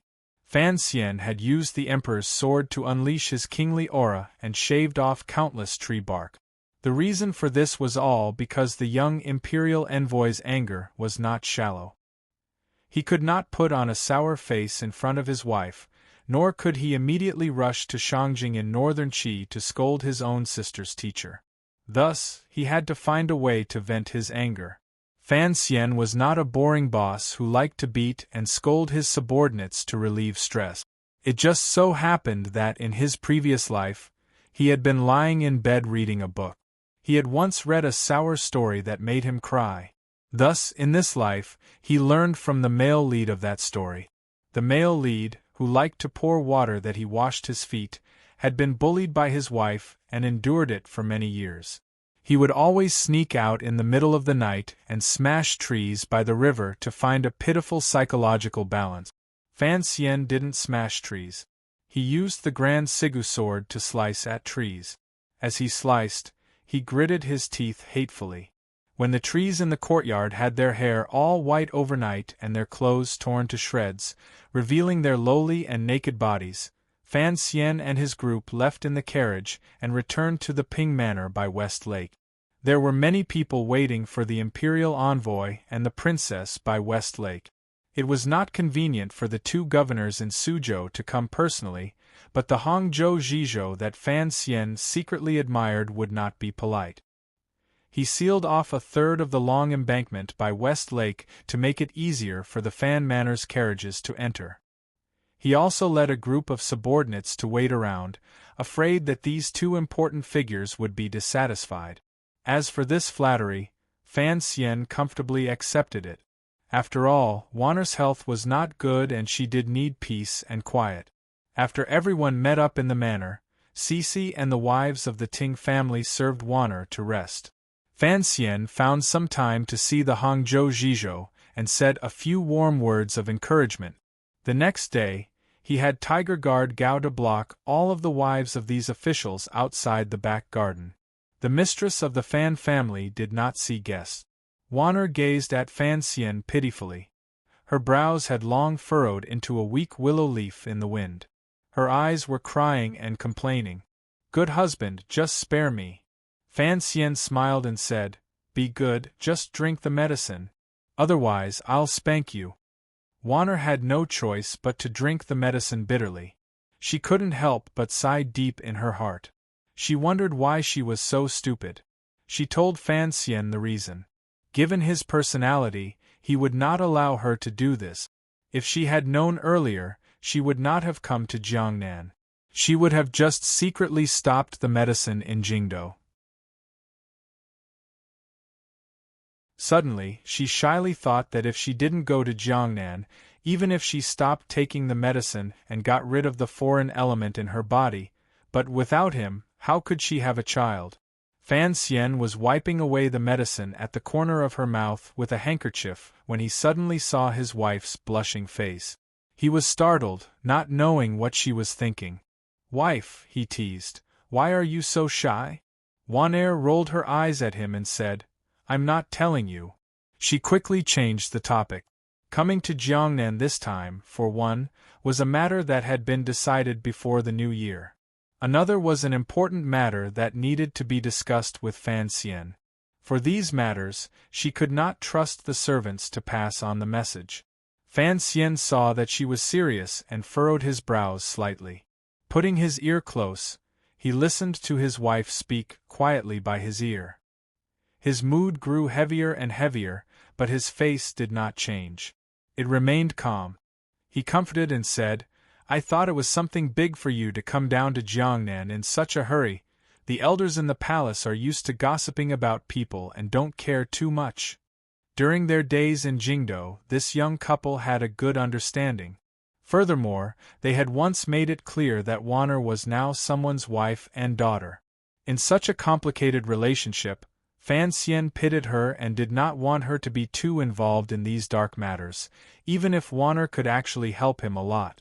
For example, on the day the great prince visited Fan Manor, the two of them spoke in the middle of the night. Although she said this, Wanner could not pretend that nothing had happened around her. Furthermore, she could not blindfold her eyes and pretend that she did not see her husband and her mother, who she was not very close to, at daggers drawn. A girl's thoughts were difficult to guess. In this matter, she always wanted to find a way to protect Fan Xian and not let both sides sink into an irreparable situation. However, it was very difficult. It was difficult for Fan Xian to understand, and it was the same for Wanner. Thus, she could only stay in Jingdo and carefully ask around for news from the Fourth Bureau. She helped Fan Xian analyze the mysteries of those women's politics. Using her aloof status and the privilege of entering and leaving the palace as she pleased, she helped Fan Xian, who was far away in Jiangnan, contact the people in the palace and eliminate any resistance that could be eliminated. Fan Xian knew about these things and knew that he could not stop her, so he could only let her be. Furthermore, there were times when he needed Wanner to act as a lubricant in the middle, just like the trip to the palace after the spring examination. Because of Fan Xian's opposition, Wanner's abilities were not fully displayed. Her natural sense of politics and palace matters was suppressed. However, this did not mean that she did not understand these things. Thus, after she learned of the story in the palace, she resolutely came to Jiangnan. Different from what everyone thought, the young mistress of the Fan Manor did not come to Jiangnan to see the northern Qi saint girl called Duoduo. She just wanted to remind Fan Xian of certain things in person. The elders in the palace can influence a lot. Wanner looked at Fan Xian worriedly and said in a quiet voice, The Empress Dowager is the Empress Aunt. The relationship between these two cannot be separated. The Empress has arranged for someone to enter the palace to tell the Empress Dowager the story of the stone. There are dangers hidden within. You cannot be too careless. Fan Xian fell silent. A glimmer of anger welled up in his heart. When he was copying Story of the Stone in Danzhou, it was only to find some games for himself and Cici and for Roro to entertain. At the same time, it was to satisfy his literary thoughts. He did not think too much of it. Although he knew that old Chao's writings at the time were somewhat taboo, he thought that this was a completely different country and two different worlds. How could it be taboo, so he had been careless? No one had thought that their life and their encounters would later change so much. Every word and sentence in Dream of the Red Chamber seemed to express their dissatisfaction and hidden bitterness. Particularly that poem about Sister Chiao. Anyone could write this book, but it could not be him. Yet, in the present world, everyone believed that he had written this book. The resentment in the book seemed to be narrating his dissatisfaction with the matter of the old Yi family. The Empress had arranged for someone to enter the palace to tell the old Empress Dowager the story. Given the Empress Dowager's sensitive and suspicious mind, would she not think that he had ulterior motives? The matters of the royal family were all about the heart. If the heart was suspicious, then the person was suspicious. If the heart could be punished, then the person could be punished. Fan Xian thought quietly for a while, and found that this was indeed a problem he was about to face. If the Empress Dowager truly thought that he had dissatisfaction in his heart and wanted to redress the matter of the past, then perhaps the old woman's temporary silence would no longer exist. Presently, the Qing kingdom was governed by filial piety. Whatever the Empress Dowager said, his emperor would have to express it. However, this was not a big problem. Fan Xian had been in Jiangnan for a long time, and his strength had reached a certain level. These small waves would not make him very afraid. He gently patted his wife's hand and warmly said, "Don't worry, even if that old woman suspects me, so what? I haven't done anything. She can't just ask the emperor to strip me of my position." Wanner laughed bitterly and couldn't resist shaking her head. Using her finger, she gently poked at the spot between his brows and said, "That is my grandmother, and also your grandmother. Why are you calling her old woman?" Fan Xian chuckled and said, "Speaking of which, when I saw you in the Qing temple, I would never have guessed that you would be my cousin." "I don't know who hid it from me for so long," Lin Wanna muttered with a pout. Without waiting for Fan Xian to comfort her, Wanner continued with a serious expression, "Even if there is no harm in this matter for now, what about the matter of the Ming family? The storm of your lawsuit in Jiangnan has long spread into Jingdou. Presently, Song Shuren can be considered to have truly made a name for himself. To say that the eldest legitimate son does not have a natural right to inheritance, this touches the bottom line of many people. Although Song Shuren is helping Xia Qifei fight the lawsuit, everyone in Jingdou knows that you are their true backer. They can't help but ask in their hearts, just what is our Sir Fan Jr. thinking?" Fan Xian raised his eyebrows and said, "What can I think?" Lin Wanner gazed at him and said, "As for looking at it on the surface, you want to help Xia Qifei take back the Ming family property. Would the Empress Dowager not suspect you? Furthermore, there is also the disadvantage of the story of the stone earlier. Combining the two, everyone will think that you want to take back the palace treasury. But who does the palace treasury belong to? Who is the eldest legitimate son in the palace?" Lin Wanner sighed. "The things you did in Jiangnan, you truly placed yourself on the opposite side of the Crown Prince, and even the Empress Dowager." Fan Xian was silent for a moment and then decided to speak his true thoughts. "Correct, but in reality, I purposely created this kind of atmosphere to make the people in the palace feel that I have ulterior motive." Lin Wanner opened her mouth slightly in surprise. She felt that such a rash advance did not seem to be in his character. "You came a few days late, so you don't know that the emperor has sent a eunuch to announce the edict." Fan Xian smiled slightly. "In a few days the capital will know my attitude. I am standing on the third prince's side." Lin Wanner was confused and nervous. In a quiet voice she said, "You are prepared to let the third prince fight in the arena, but he is still a child. This child is not simple." Fan Xian lowered his head slightly and smiled gently. "His ability is not bad. Furthermore, I have great confidence in my ability to read people. I also have confidence in my ability as a teacher. The person I teach will not be too bad. But you still haven't explained why you created this kind of atmosphere today." Lin Wanner furrowed her brows. If she allowed this situation to continue, the two sides would gradually lose any chance of reconciliation. It would also force. She abruptly raised her head and looked at Fan Xian in shock. Slightly startled, she said, "You are prepared to force them to act?" The bedroom was silent for a long time. Fan Xian slowly nodded his head. In a quiet voice, he said, "Many people have overlooked the Empress and the Crown Prince. However, they and I both know that only one side can survive between us.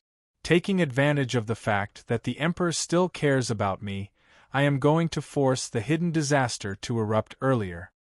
Lin Wanner's expression gradually became one of helplessness. Her face darkened. although she knew that the Son of Heaven's battle did not leave the slightest bit of affection. When she thought of her dearest husband or her brother, the crown prince, one of them had to die, she couldn't help but feel a trace of cold. Fan Xian's eyes were even colder than his wife's heart. Slowly and indifferently he said, "I don't want to kill people. However, they have already killed people decades ago. Now they will not let me go. Since it is so, I will finish this matter." Lin Wanner was silent for a long time. She then opened her mouth and said, "Then, what about her?" The her in these words was the biggest problem between Fan Xian and his wife, the eldest princess who had never been willing to settle down. Fan Xian's eyelids drooped slightly. Gently, he pulled Wanner into his arms. "Gently," he said, "the Emperor's thoughts run too deep. I won't pay attention to them. Your mother's thoughts are also too big. It is not my place to pay attention to them. This is a battle between her and the Emperor. I only need to be on the side. I can't promise anything else, but I can promise you that I will not personally do anything to her." Was this promise trustworthy? Uncle Emperor has always doted on me. Lin Wanner was like a wounded kitten in Fan Xian's arms. She spoke weakly, but her eyes gradually became misty. If the eldest princess truly had the courage to do such a thing, then even if, with Fan Xian's power and identity, Lin Wanner would not be implicated in any way, her identity in the royal family would become awkward and dangerous. Fan Xian was silent. He knew that Wanner's sigh was true. After they were married and walking in the palace, only then did he clearly feel that his emperor truly doted on Wanner. Wanner's status in the palace was indeed much higher than that of a normal princess. Thinking of this, he couldn't help but sigh. The emperor marrying his favorite niece to his illegitimate son could be considered compensation to him? "It's fine. It's all the elders' business," he said with a slight smile. "Let them make a ruckus." Although his words were light, the content was not. In the next year, if the Qing court did not change masters, there would be a bloodbath in the royal family. What would happen to Fan Xian and Wanner, the young man and woman? If it was the former, Fan Xian believed that his entire family would be buried with the emperor. If it was the latter, how would Wanner face it? In this instant, Fan Xian suddenly felt that forcing the other party to act ahead of time seemed to be a very boring thing. However, in order to protect himself and the people around him, he had to do this. The old cripple should also be thinking this way, right? I hope he has some good ideas. Fan Xian gently patted Wanner's back and looked at the calm lake outside the window, the green mountain, the fishing boat and the willow branch. His thoughts floated to the distant Jingdo. In the chilly royal palace in Jingdo, the serving girls and eunuchs walked quietly. Occasionally, some of the younger serving girls would giggle and immediately be harshly scolded by the old nannies. Spring had ended, and the beginning of summer had arrived.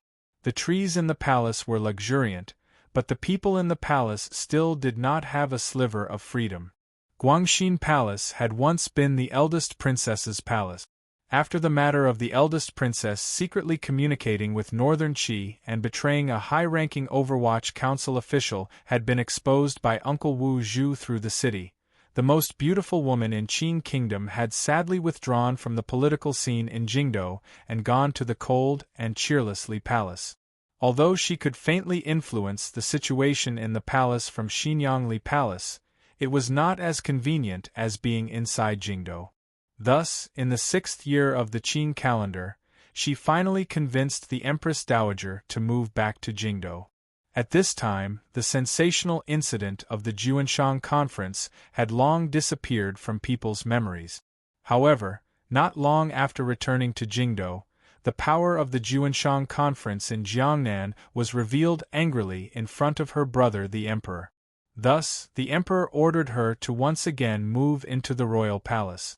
It was called a reunion, but in reality it was to keep a close watch.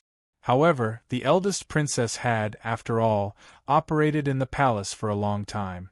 She was also the Empress Dowager's favorite girl, and her relationship with the Empress had always been close. Thus, no one could stop her from entering and leaving the royal palace. The tricks she had done in secret had also successfully fooled many people. Of course, in order to reassure her brother, it was not convenient for her to leave the palace too often. She had been in close contact with her subordinates, so her most frequent activity was to chat with the Empress Dowager in the palace and study some flowers, birds, insects, and water with the Empress. What she embroidered was probably not cloth. The situation in Jiangnan had already been settled. Regardless of whether or not eldest Princess Li Yunrui accepted it, whether or not she admitted it, whether or not she was sad, the Jiangnan she had managed for over a decade had already been completely taken over by her successful son-in-law. The old Ming matriarch had died. Great Master Sanshi had died.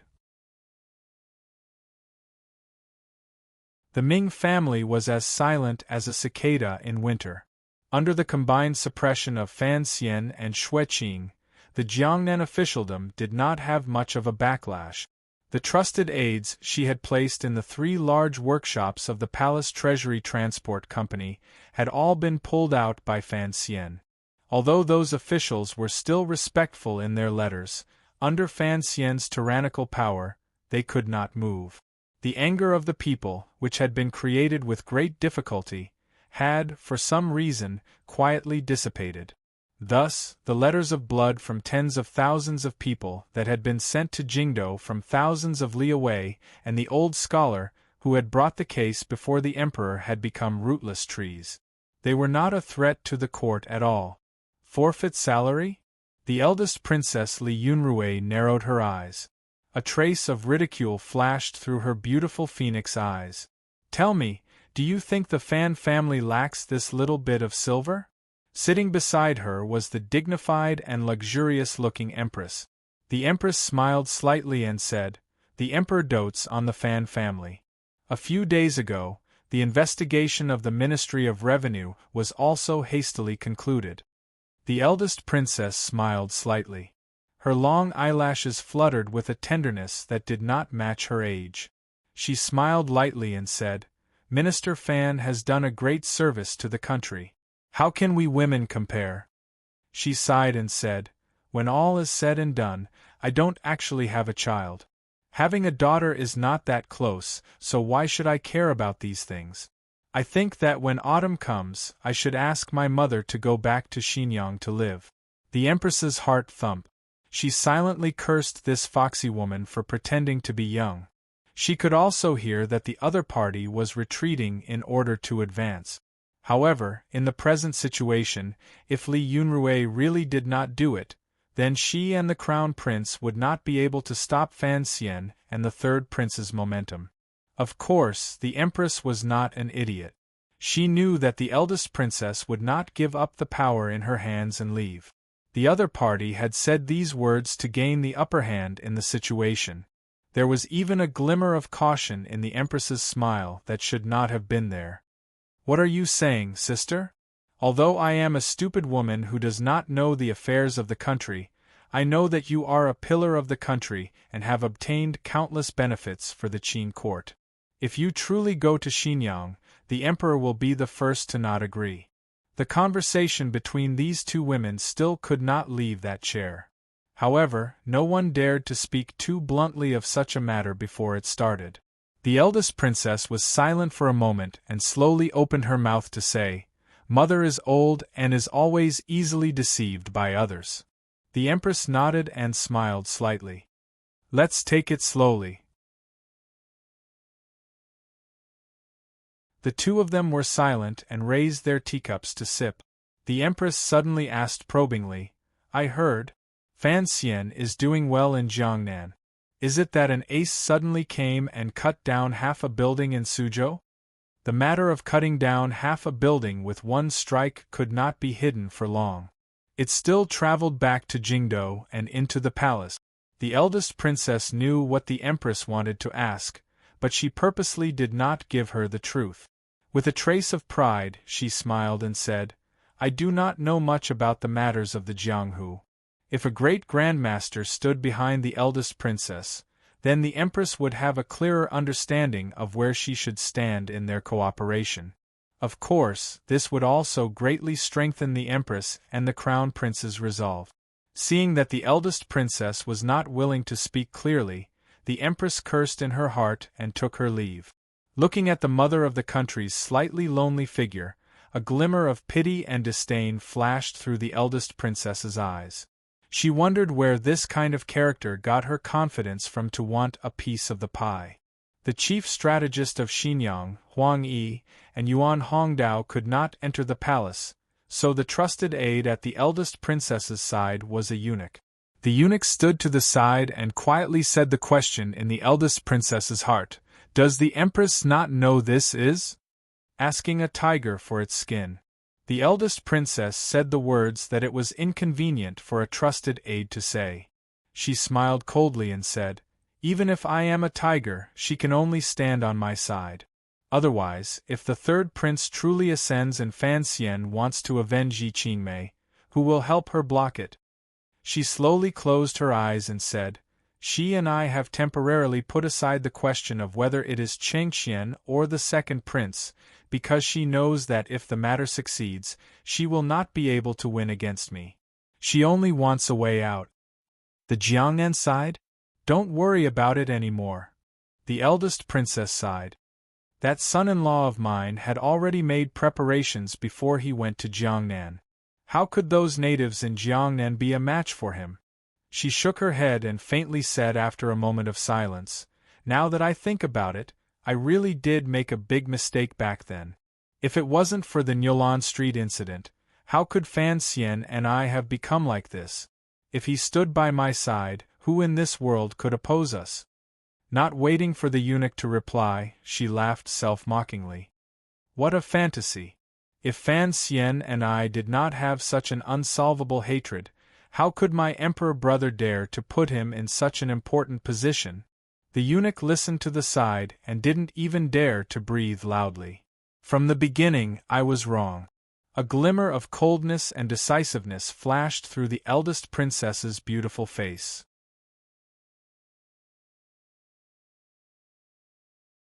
No matter how powerful Fan Xian is, he will still be held by the palace's strings by his limbs. Why should I care about this puppet? What I should care about is the person holding the strings. In Hanguang Palace, not far from Guangxin Palace, the Empress Dowager was half-lidded. After all, she was old. Her spirit was not as good as it had been in the past, and the decisiveness to kill in her heart was also not as good as it had been. "Stop, stop." The old woman stopped the storytelling serving girl in the palace with disgust. She glanced at the book in the serving girl's hand and didn't speak for a moment. "It's all preposterous words. I don't know why so many people in the marketplace like to read it," an old nanny at the side said in a fawning voice. The Empress Dowager shook her head. A moment later, she quietly said, "Children, it is normal to be a bit dissatisfied." The old nanny didn't say anything more. A complicated emotion flashed through the Empress Dowager's eyes. How could she not know why the Empress wanted her to read the story of the stone? Although she was indeed angry at Fan Xian's resentment, she was even angrier at the Empress's actions. No matter how wrong Fan Xian's mother was, Fan Xian was, after all, a descendant of the royal family. This was what the Empress Dowager valued the most. "How long has Chun'er been gone?" The Empress Dowager suddenly thought of her favorite granddaughter and asked the person beside her. "The princess should already be in Hangzhou by now." I've also been to Jiangnan. The scenery there is not bad. It's just that those women are too presumptuous." The Empress Dowager furrowed her brows and ordered, "No matter how much effort the Fan family put into preparing, it cannot compare to the things in the palace. Have someone prepare some things to send to Jiangnan." The old woman thought for a bit and then said, "Go ask Chun'er if she is used to living by West Lake. If she doesn't like it, have her move to the temporary imperial residence on the mountain." The old nanny quickly made a sound of acknowledgement. Inside the royal study, the Qing emperor, who had just finished the imperial conference, rubbed tiredly between his brows and took a sip of warm ginseng tea. Looking at the scenery outside the window that never seemed to change, he furrowed his brows in disgust. Hong Zhu, the emperor unconsciously called out. Only after calling out did he remember that Hong Zhu had already been moved to the Eastern Palace by him for half a year. He couldn't help but smile self-mockingly. "Your Majesty, what orders do you have?" the head eunuch beside him asked respectfully. The emperor shook his head and gently coughed a few times. The echo echoed through the royal study. He couldn't help but be startled. He thought that perhaps he really was getting old. Hearing the echo of his cough, he realized that he was very lonely. "Go to the little building and have a look." He brushed his dragon robe, straightened his chest, and walked toward the door. The eunuch behind him quickly followed. They were only in time to hear the emperor faintly sigh, "When do you have time to go to Danzhou and have a look?" This year, the Qing kingdom was no different than any other year. The palace was still lonely and dirty. Outside the palace was still bustling. The court was still arguing. The 6 ministries were still fighting. The Overwatch Council was still silent and ferocious. Old Director Chen was still enjoying the singing and dancing in Chen Garden. Minister Fan was still busy in the Ministry of Revenue. The common people were struggling to survive. Apart from surviving, they found some happy things to comfort their almost numb hearts. For example, the East family had married a girl, the West family had lost an old man, the South had not had a flood this year, and there seemed to be a war in the West. Sir Fan Jr. had not written poems. Had the Northern Chi Saint girl and the young mistress of the Fan family met? All the way down from Jingdo to Jizhou, where it was about to merge into the Great River, there was a bustling scene on both sides of the river bank. The people repairing the river banks laboriously moved sand and stone like ants. This year, the Qing kingdom had been lucky. The spring floods were much smaller than expected. The abundance of the national treasury also gave the river transport governor's yamen a lot of confidence. Although it was heavily deducted, in the end they still gave out a lot of wages. Thus, the motivation of the people to work was much stronger. Yang Wanli's face was dark. He wore coarse clothing and stood with his brows tightly furrowed in the bamboo shed. Although the present situation was good, the autumn floods were the most terrifying thing. Furthermore, he had the heavy responsibility of supervising the movement of the silver that was secretly shipped over. Thus, the mental pressure was incomparably great. As for repairing the dikes and dividing the water, although he did not understand these things, he still put down his pride and personally carried them out. The continuous exposure to the sun finally washed away the last trace of scholarly aura from this Fan family student, turning him into a true official.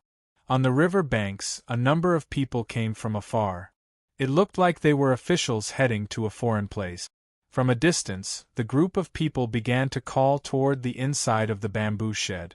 Yang Wanli pulled up his lapel and wiped the sweat from his face. He gazed in that direction with confusion. Finally, he saw clearly who the people were and couldn't help but walk out of the shed with joy. "Brother Jichang? Brother Jialin? Why are you here?" Yang Wanli went forward emotionally and grasped the people's hands. The people who had come were Ho Jichang and Qing Jialin of Fan Xian's 4 disciples. After the spring examinations, these 2 had been sent out to work in other counties. Because of Fan Xian's care and their own hard work, they had advanced quickly. In just over a year, they had completed a few jumps and crossed the first big hurdle of the 7th level. However, the places where these 2 people were officials were far from Jizhou. So, while Yang Wanli was pleasantly surprised, he also couldn't help feeling a bit surprised. Ho Jichang did not have time to reply to his words. He only held those calloused hands and gazed at Yang Wanli's dark face. "Moved," he said. "Sir's letter only said that you had arrived at the river transport governor's yamen. I didn't think it would be so difficult." To the side, Qing Jialin had already begun to sigh. Yang Wanli chuckled and thought of something. With a serious expression, he said, "Usually, Wanli only talks about political matters. It was not until I came into contact with the matters of the people's lives that I realized how difficult it is for the people of the Qing kingdom." Teacher had Wanli come to repair the river because of his trust and cultivation. Only after experiencing this personally do I know that under Teacher's seemingly unconcerned appearance, there is a heart that worries for the country and the people. The three of them fell silent. It was Ho Jichang who broke the silence and slowly said, "According to rumors, the reason you were able to subdue that Northern Qi Saint girl was all because of the words you said in the Northern Qi royal palace." Speaking of Northern Qi Saint girl Haitang, even though these three were all Fanxian students, they still couldn't help but laugh up their sleeves. Yang Wanli suppressed a smile and asked, "What words?" Ho Jichang turned around and looked at the laborers on the embankment at his feet and the roaring river not far away.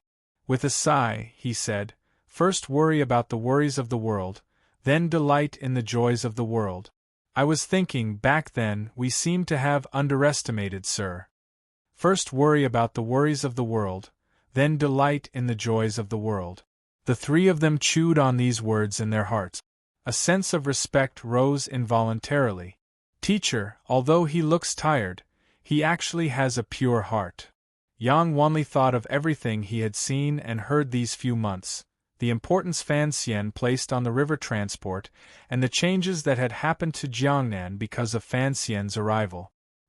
He couldn't help but sigh in admiration. Beside the bamboo shed on the embankment were other officials of the river transport yamen.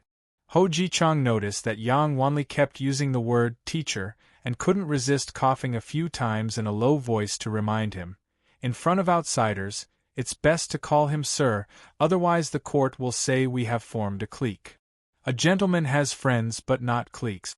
If we really want to form a clique, I am willing to be teacher's lackey."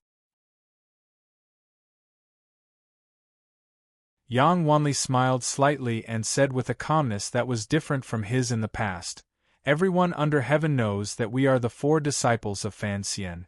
As long as we are working for the benefit of the people under heaven, why should we care about other people's words?" Ho Jichang was slightly startled, then he laughed loudly and said, "That's true. I'm still a bit intentional. It looks like Wanli has indeed improved a lot in this half-year. Following at teacher's side is indeed beneficial for cultivating one's character." Qing Jialin also said enviously, "We are officials outside while you are in Jiangnan. Who knew that teacher would go to Jiangnan?" Yang Wanli smiled and said, "I haven't been with teacher for many days, but that kid Shichanli, if you go to Suzhou to see, you will know how much teacher has changed him." Speaking of this, only now did Yang Wanli remember to ask, "Where are you going?" Qing Jialin smiled slightly and replied, "During this half-year, teacher has been reorganizing the government in Jiangnan and there have been a number of vacancies, so the Ministry of Appointments is transferring me to Suzhou." Yang Wanli nodded happily. He knew that Qing Jialin going to Suzhou would certainly be of help to Fan Xian. "What about you?" Ho Jichang smiled and said, "I'm going to Jiaozhou to be a Dianli." Yang Wanli was startled. He thought that this kind of transfer was equivalent to being demoted. He didn't understand why Fan Xian would make such an arrangement. Ho Jichang did not explain anything. He only knew that Sir Fan Jr. had his reasons for wanting him to go to Jiaozhou. Furthermore, according to what the teacher had said in his letter, of the four of them, only he could manage to do such a sinister funeral. Worry about the world first? In the Jiangnan water village, Fan Xian lay on a bamboo chair on a large boat. Looking at the sky full of stars, he couldn't resist sighing and saying, "I came to this world to enjoy happiness, not to worry about the country and its people." On such a night, the large boat sailed along the river. It had long left Hangzhou. After spending a month by the West Lake, Fan Xian had carefully studied the medicine Fei Jie had left behind. He discovered with some annoyance that what Ku he had said was probably true. However, Fei Jie seemed to feel remorseful and didn't say a word about Fan Xian's invitation. He didn't know where that old pervert was hiding. However, Wanner persisted in drinking the medicine, so his body gradually recovered. Fan Xian's mood was much better. His hatred toward northern Qi Ku he had also decreased. As for the matter of having a child, he was not in a hurry. He wasn't even 20, so what was there to be anxious about? After all the matters in Jiangnan had been settled, he brought everyone around him onto the large boat the Navy provided and began to travel along the Jiangnan waterways. Their destinations were, without a doubt, Wuzhou, Jiaozhou, and Danzhou. At this time, it was late at night. Wanner, the third prince, and the others had long fallen asleep. There was only Fan Xian and Lin Debao lying side by side on the quiet plank. Even the swordsmen of the 6th Bureau and the Tiger Guards, who were usually hidden in the dark, had been called down by Fan Xian. Fan Xian couldn't sleep. Debao had slept too much during the day on the boat, so he could endure a little.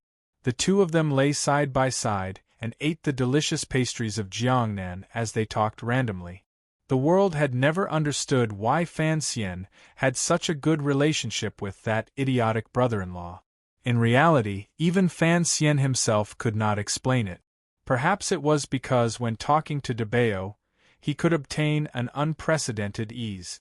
He didn't need to think about anything and didn't need to be afraid of anything. Furthermore, he didn't need to talk about politics, the world, right and wrong, black and white, good and evil, the death of others or his own death, the white jade square, or the smelly gutter. He only needed to talk about simple and pleasant things like eating. For example, the stars that dotted the night sky above the ship. The river wind blew gently, and the water rippled without stirring. The ship was anchored in the middle of a nameless lake. The reeds around it were far away, and there were no water birds chirping at night. It was quiet. The starry sky above them was lonely and distant. Fan Xian looked at the starry sky above him and said to Debao beside him, "What do you think the stars in the sky are?" It was sesame. Debao gestured with his wide and plump palm. "The moon is a sesame cake. The stars are sesame." Little Bao said it before. Xiao Bao was the second young master of the Lin family who had died at Uncle Wu Zhu's hands. Fan Xian's heart jumped. Shortly after, he smiled slightly and pointed at the stars and the crescent moon in the sky. "I don't know if it's Xiaobing or not. I only know that the Qin Kingdom's starry sky also has a moon and those stars. Furthermore, strangely, there is also a sun during the day. It was not strange for the sun to appear in the day, and the moon and stars to appear in the night. This was common sense that even children understood." But Debao nodded his head very seriously and said, "Little Xian Xian, I also think it's very strange." Fan Xian sighed and said, "Yes, it is too strange. When I was young, I discovered that this place is still Earth." Volume 5, End of Jiangnan in Jinghua. Note: writing the end summary tomorrow, it's really tiring. I wish everyone a Happy New Year, even though it's a bit late.